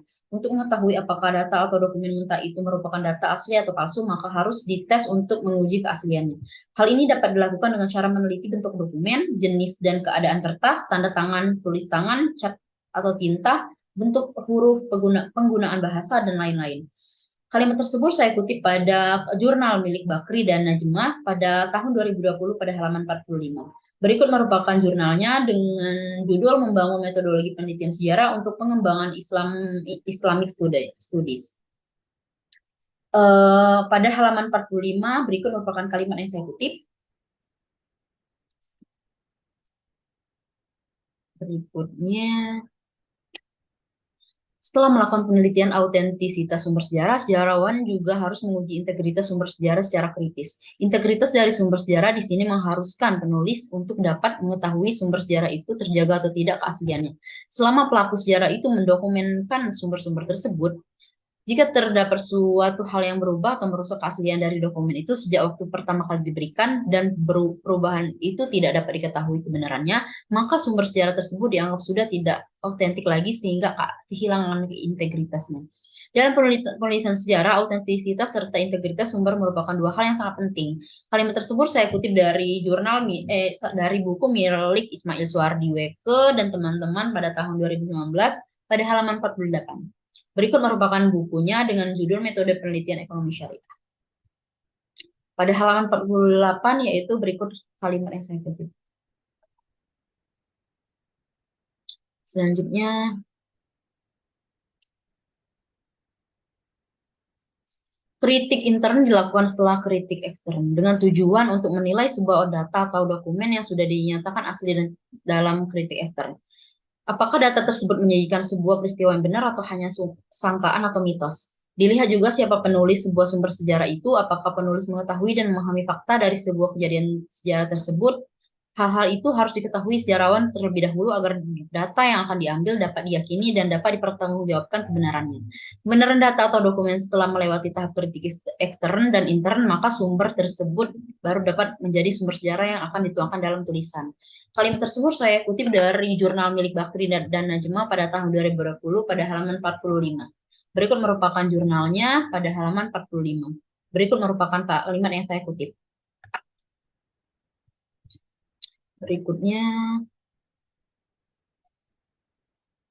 identifikasi terhadap pengarang atau penulis dari sumber atau dokumen yang diperoleh sangatlah penting untuk dilakukan melalui kritik intern. Hal yang biasanya diperhatikan atau dikritisi yaitu bagaimana kutipan tulisan dari penulis tersebut. Maka pertanyaan yang biasa muncul adalah berupa apakah si pengarang merupakan saksi dari peristiwa yang tulis? Jika bukan, apa yang merupakan sumber-sumber informasinya? Kapan ia menulis sumber tersebut? Apa tujuannya dengan menuliskan isi dari dalam sumber tersebut? Lalu siapa yang menjadi peserta dalam peristiwa tersebut dan mengapa?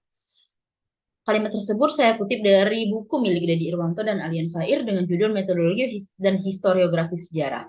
Pada halaman 85 dan berikut merupakan kalimat yang saya kutip. Selanjutnya,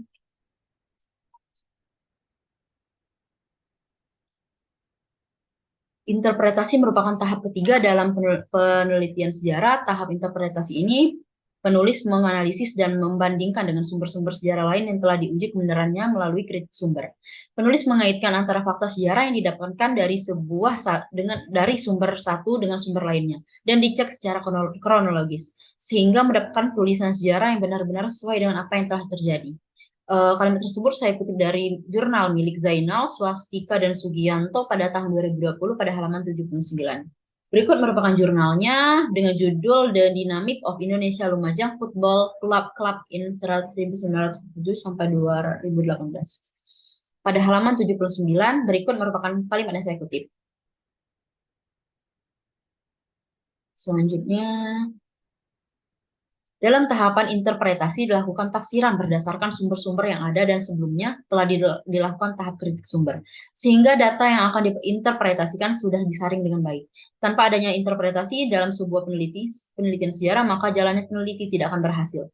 Atau bahkan bisa jadi tertunda dikarenakan pentingnya tahap interpretasi ini dalam sebuah penelitian agar dapat mengetahui kondisi yang sebenarnya pada masa lampau. Kalimat tersebut saya kutip dari buku milik Padiatra pada tahun 2020 pada halaman 110. Berikut merupakan bukunya dengan judul Ilmu Sejarah, Metode, dan Praktik. Pada halaman 110, berikut merupakan kalimat yang saya kutip. Selanjutnya, historiografi adalah tahap terakhir dalam metode sejarah, yang berartikan menyampaikan hasil data rekonstruksi pada masa lampau sesuai dengan tahapannya, atau dapat juga dimaksudkan dengan tahapan penulisan sejarah. Hasil yang telah ditafsirkan dan sudah diyakini kebenarannya akan ditulis menjadi sebuah kisah sejarah, dan pada tahap ini juga diperlukan kreativitas penulis dalam memaparkan hasil dari data yang didapatkan tanpa merubah isi sejarah tersebut. Kalimat tersebut dikutip dari buku milik Herlina tahun 2022 pada halaman 30. Berikut merupakan bukunya dengan judul Metode Sejarah, edisi revisi 2020. Pada halaman 30 sebagai berikut. Selanjutnya yaitu Kunto Wijaya mengatakan bahwa historiografi merupakan ilmu yang mempelajari praktik ilmu sejarah. Hal ini dapat diterapkan dalam banyak macam hal. Salah satunya seperti mempelajari metodologi sejarah dan perkembangan sejarah sebagai suatu disiplin ilmu. Kalimat tersebut saya kutip dari buku milik Irwanto dan Sair pada tahun 2014 pada halaman 151. Berikut bukunya dengan judul Metodologi dan Historiografi Sejarah pada halaman 151 sebagai berikut. Selanjutnya,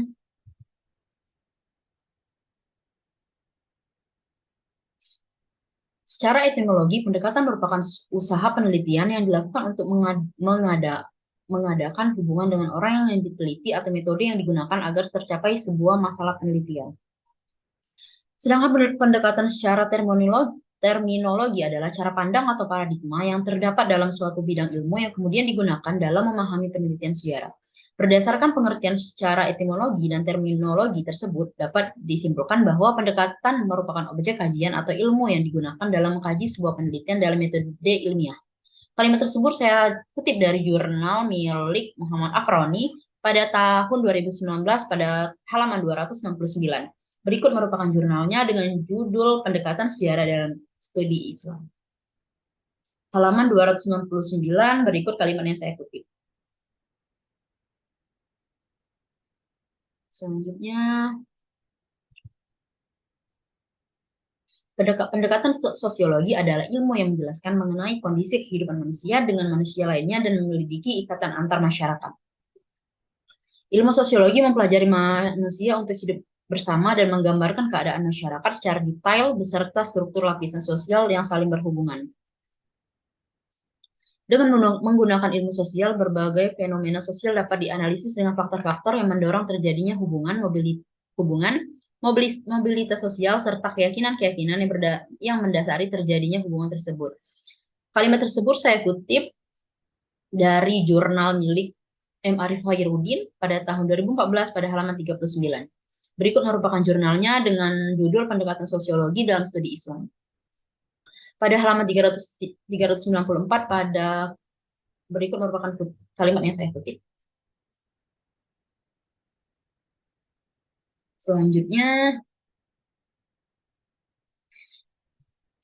menurut Peter L. Berger mengatakan bahwa sosiologi merupakan ilmu atau studi ilmiah tentang hubungan individu dan kelompok masyarakat. Maksud dari definisi tersebut adalah individu sebagai subjek dan masyarakat sebagai objek. Antara subjek dan objek memiliki hubungan dan dapat menentukan eksistensi satu sama lain. Individu dan masyarakat sama-sama saling membutuhkan, serta keberlangsungan hidup suatu wilayah sangat bergantungan dengan adanya interaksi antara keduanya.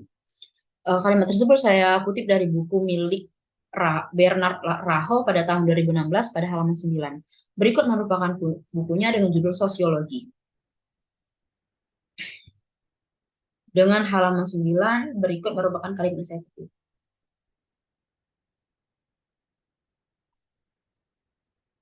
Selanjutnya, untuk menyelidiki peristiwa sejarah atau kejadian pada masa lampau dapat dibantu dengan ilmu sosiologi. Karena ilmu ini dapat menyelidiki tindakan yang dilakukan masyarakat serta mengetahui kejadian atau masalah yang terjadi pada masa lalu sebelum terjadinya suatu peristiwa bersejarah. Kalimat tersebut saya kutip dari buku Sumargono tahun 2021 halaman 24. Berikut merupakan bukunya dengan judul Metodologi Penelitian Sejarah pada halaman 24.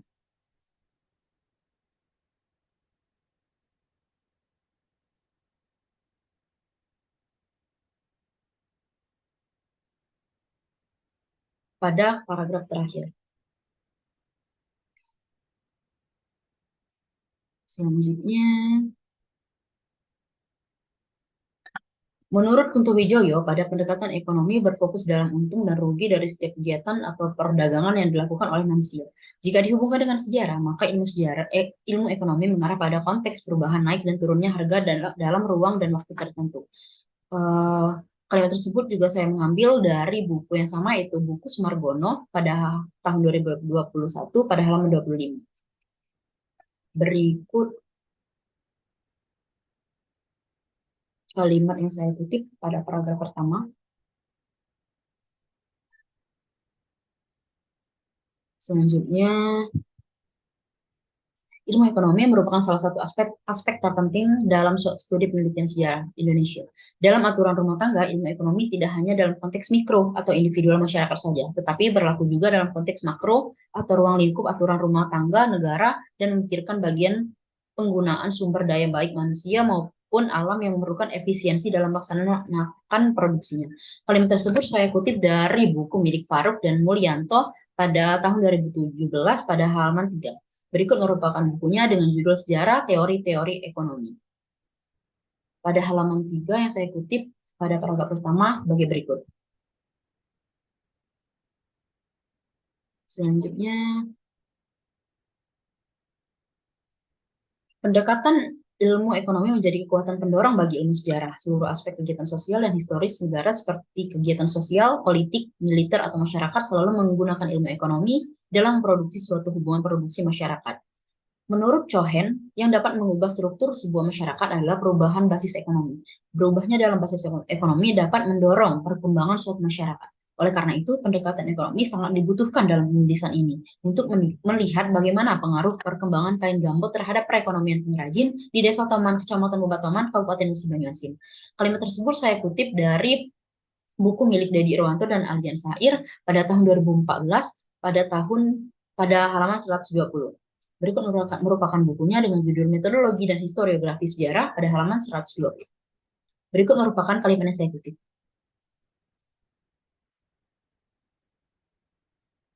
Baiklah, selanjutnya masuk pada kompilasi pada bab 4.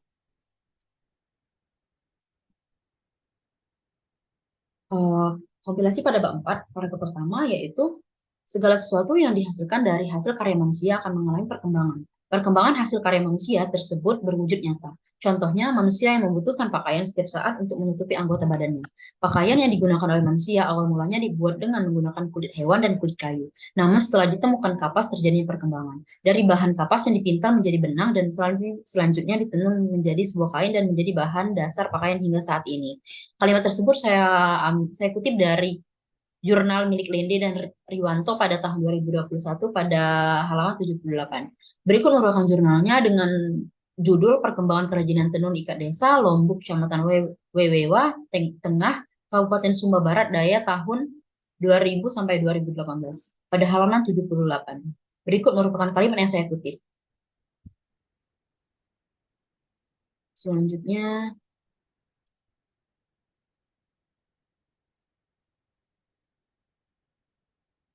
Kecamatan Batoman memiliki 5 produk unggulan daerah dan setiap produk tersebut mempunyai skor masing-masing. Salah satu produk unggulan yang ada di Kecamatan Batoman yaitu kain jemputan Gambo yang memiliki hasil skor tertinggi yaitu sebesar 62,50.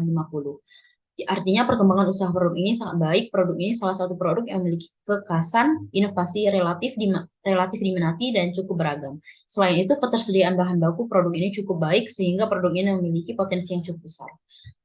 Kalimat tersebut saya kutip dari buku Badan Perencanaan Pembangunan Daerah Kabupaten Musi Banyuasin 2021 pada halaman 98. Berikut merupakan bukunya dengan judul Kajian Pengembangan Produk Unggulan Daerah Kabupaten Musi Banyuasin yang saya dapatkan dari kantor Kecamatan Babataman Kabupaten Musi Banyuasin secara langsung.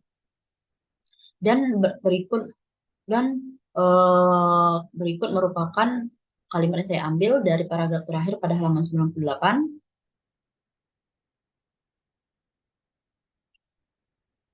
Selanjutnya yaitu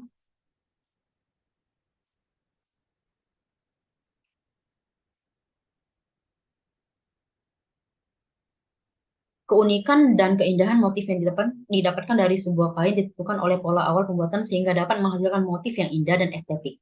Tingkat kesulitan pembuatan motif pada kain sebanding dengan harga yang diberikan. Pembuatan kain gambar dilakukan sendiri-sendiri untuk setiap kain. Kalimat tersebut saya ambil dari skripsi milik Dwi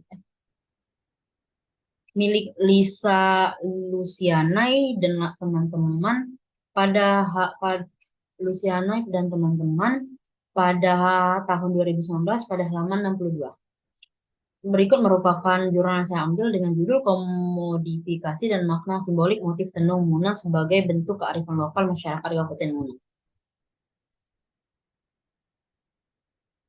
Selanjutnya,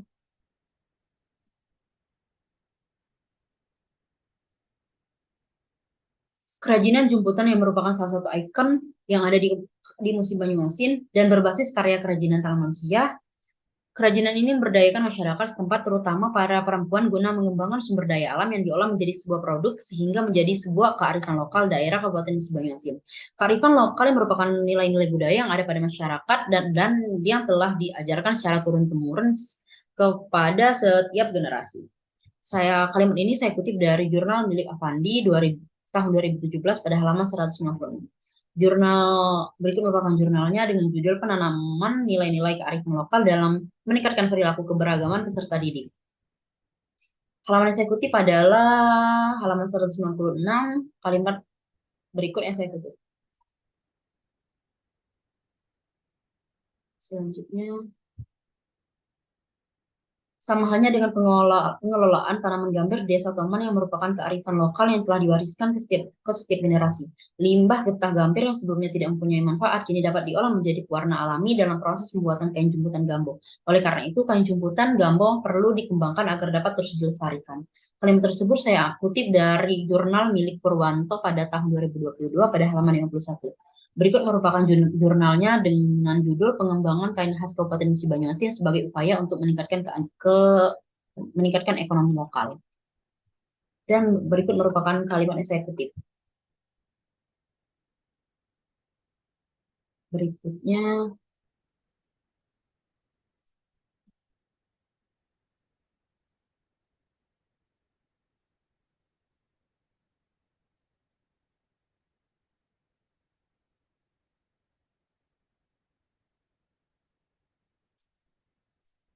Pengembangan dan inovasi kerajinan Gambo Muba akan berdasarkan pada 3 pilar produksinya, yaitu pilar pertama, menggunakan limbah-limbah sehingga mengusung prinsip pelestarian dan keberlangsungan. Pilar kedua, Gambo Muba hanya akan menggunakan bahan dasar alami. Pilar ketiga, Gambo Muba hanya diproduksi dari, untuk, dan bagi kesejahteraan masyarakat Kabupaten Musi Banyuasin untuk mengusung prinsip keberpihakan pada ekonomi kerakyatan. Kalimat tersebut saya kutip dari eh, kabar koran online pada koran online Info Publik oleh Tobari pada tahun 2020. Berikut merupakan screenshot koran online pada website dengan judul Gambo Muba, produk lokal berdaya saing global. Dan berikut merupakan kalimat yang saya kutip pada koran online berikut. Selanjutnya, pemerintah juga membantu dengan cara mengadakan pelatihan khusus bagi para pengrajin agar dapat bertambah kemahirannya dalam menjemput kain gambo, sehingga terus berkembang dan dilestarikan oleh masyarakat. Selain dukungan pemerintah, masyarakat sendiri juga memiliki kesadaran penuh dan semangat untuk terus mempertahankan dan mengembangkan kerajinan tersebut yang merupakan bentuk kearifan lokal daerah serta dapat bermanfaat bagi perekonomian keluarga. Kalimat tersebut saya kutip dari jurnal milik Purwanto pada tahun 2022 pada halaman 51 sampai 52. Berikut merupakan jurnalnya dengan judul Pengembangan Kain Khas Kabupaten Musi Banyuasin sebagai upaya untuk meningkatkan ekonomi lokal. Kalimat yang saya ambil pada halaman 51 sampai 52 adalah pada halaman 51 berikut merupakan kalimat yang saya kutip.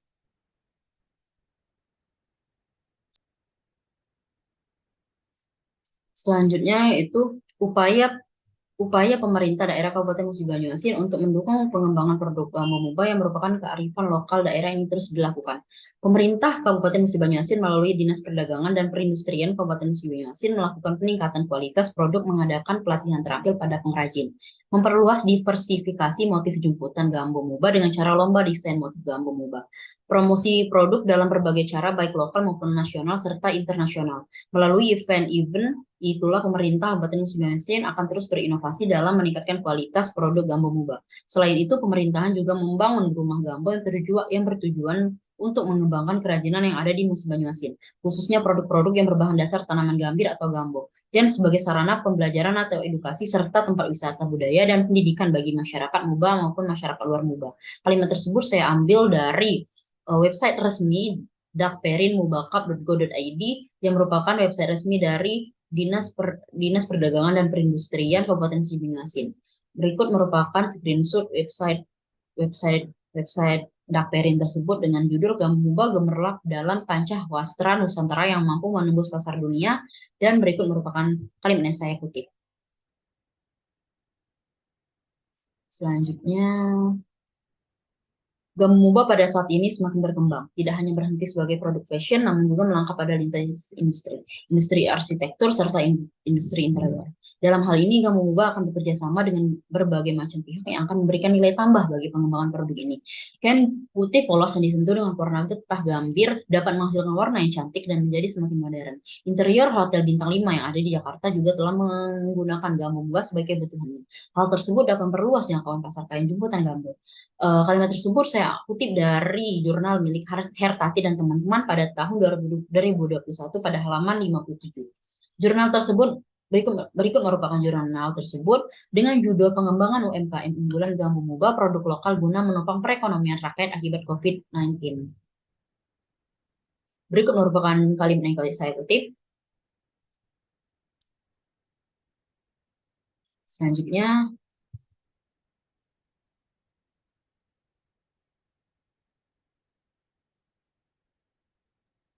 eksistensi kain jemputan Gambo juga sudah sampai kepada Ibu Negara Indonesia saat ini, yaitu Iriana Joko Widodo. Beliau merupakan salah satu pengagum produk kain jemputan Gambo. Dibuktikan pada saat ini pameran sandang kerajinan serta peragaan busana adat Sumatera Selatan yang berlokasi di Geria Agung Palembang.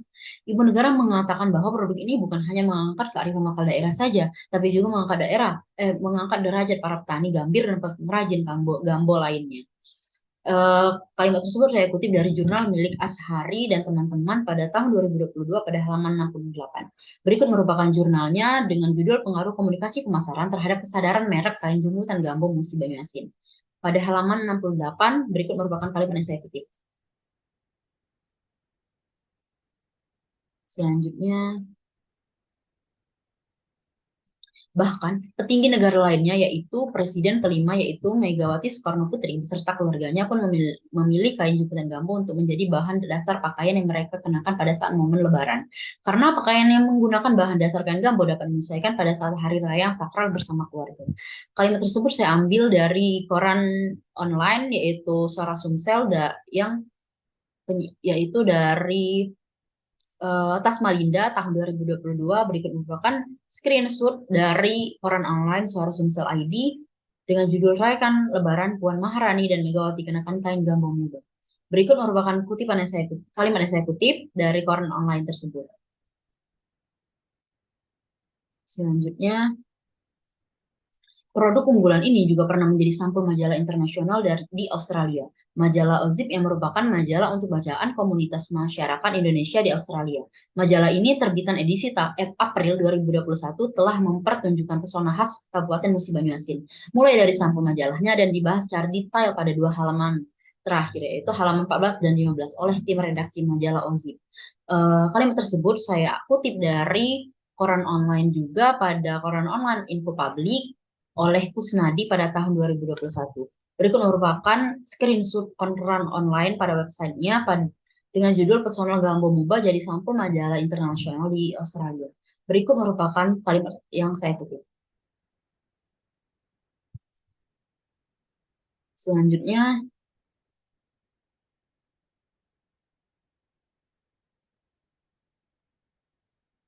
yaitu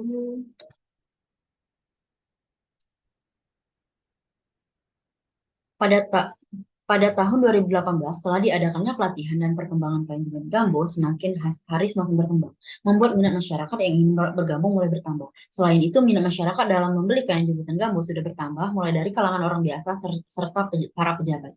Pada tahun ini juga melalui Bupati Muba Dodi Reza Alex pada tahun 2017 sampai 2021 dan Tia Yufada yang sedang menjabat sebagai Ketua TPPKK Muba pada saat itu, kain khas karya anak negeri Musi Banyuasin mulai diperkenalkan ke dunia dan telah merambah ke industri fashion internasional.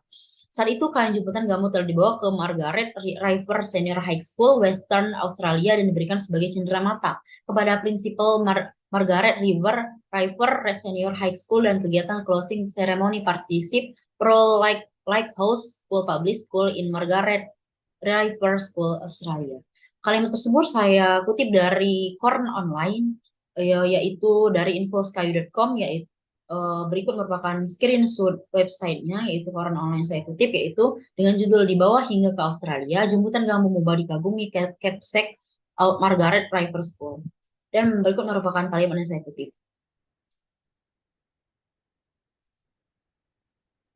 Selanjutnya,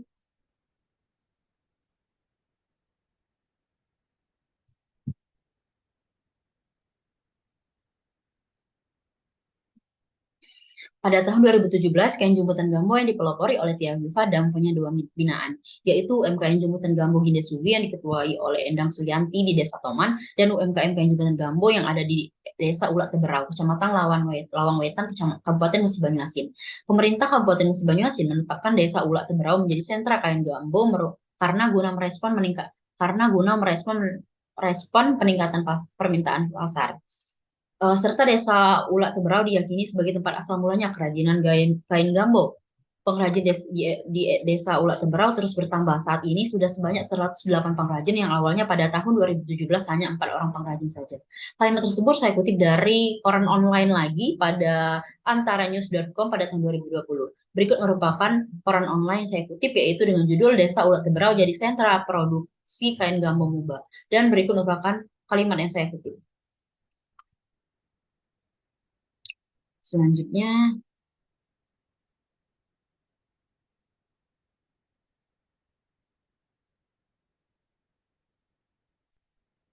menurut perspektif bisnis, dari adanya kain jemputan gambo dapat memberikan dampak positif bagi para petani gambir atau gambo maupun pengrajin kain gambo.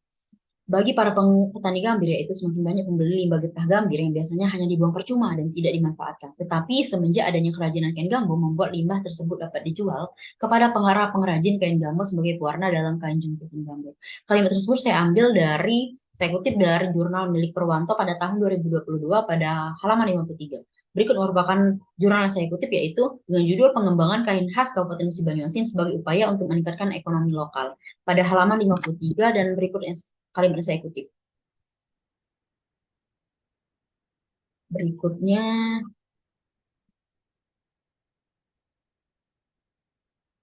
dalam membuka suatu usaha, setiap orang akan membutuhkan modal usaha pada saat awal pembukaan. Modal usaha tersebut bertujuan untuk membeli alat dan bahan yang diperlukan guna menjalankan kegiatan perekonomian dan memproduksi suatu usaha yang akan didirikan. Modal awal pada saat melakukan usaha itu merupakan salah satu faktor penting agar usaha akan berjalan lancar dan mendapatkan keuntungan. Kalimat tersebut saya kutip dari jurnal milik Tambunan pada tahun 2022 pada halaman 118. Jurnal tersebut berikut merupakan jurnalnya dan dengan judul Pengaruh Modal Usaha Terhadap Sikap Berwirausaha dan Peran Orang Tua sebagai variabel variabel moderating. Dengan pada halaman 118 berikut merupakan kalimat yang saya kutip. Berikut selanjutnya,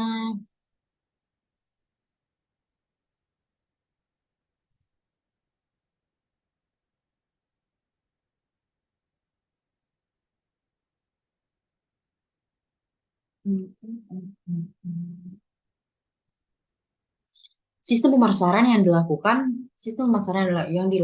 oleh para pengrajin kain jemputan gambo di Desa Tomon dilakukan dengan cara pemasaran secara langsung. Menurut Kotler dan Armstrong dalam jurnal Octavia pada tahun 2019 pada halaman 30, pemasaran secara langsung merupakan hubungan komunikasi langsung yang terjadi antara penjual dan pembeli yang diharapkan mendapatkan respon cepat dan menghasilkan hubungan pelanggan dengan baik. Penjualan secara langsung memberikan kemudahan untuk konsumen karena dapat langsung berhadapan dengan penjual tanpa perantara dan dapat menghemat waktu. Kalimat tersebut saya kutip dari jurnal milik Octavania pada tahun 2019 pada halaman 30.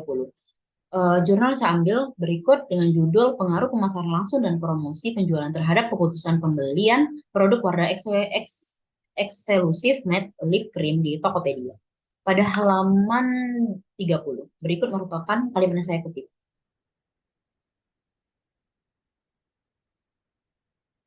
Selanjutnya,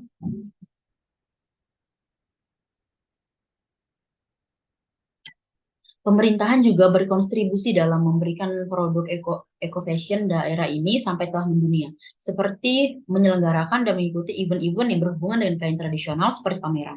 Hal tersebut merupakan bentuk pemasaran secara langsung karena penampilan yang dipertontonkan kepada masyarakat ramai. Tujuannya agar masyarakat dapat mengetahui dan tertarik akan kain jumputan gambo. Kalimat tersebut saya kutip dari jurnal milik Ashari dan teman-teman pada tahun 2022 pada halaman 68. Kalimat tersebut jurnal tersebut dengan berikut merupakan jurnal tersebut dengan judul Pengaruh Komunikasi Pemasaran Terhadap Kesadaran Merek Kain Jemputan Gambo Musi Banyuasin pada halaman 68. Berikut merupakan kalimat yang saya kutip.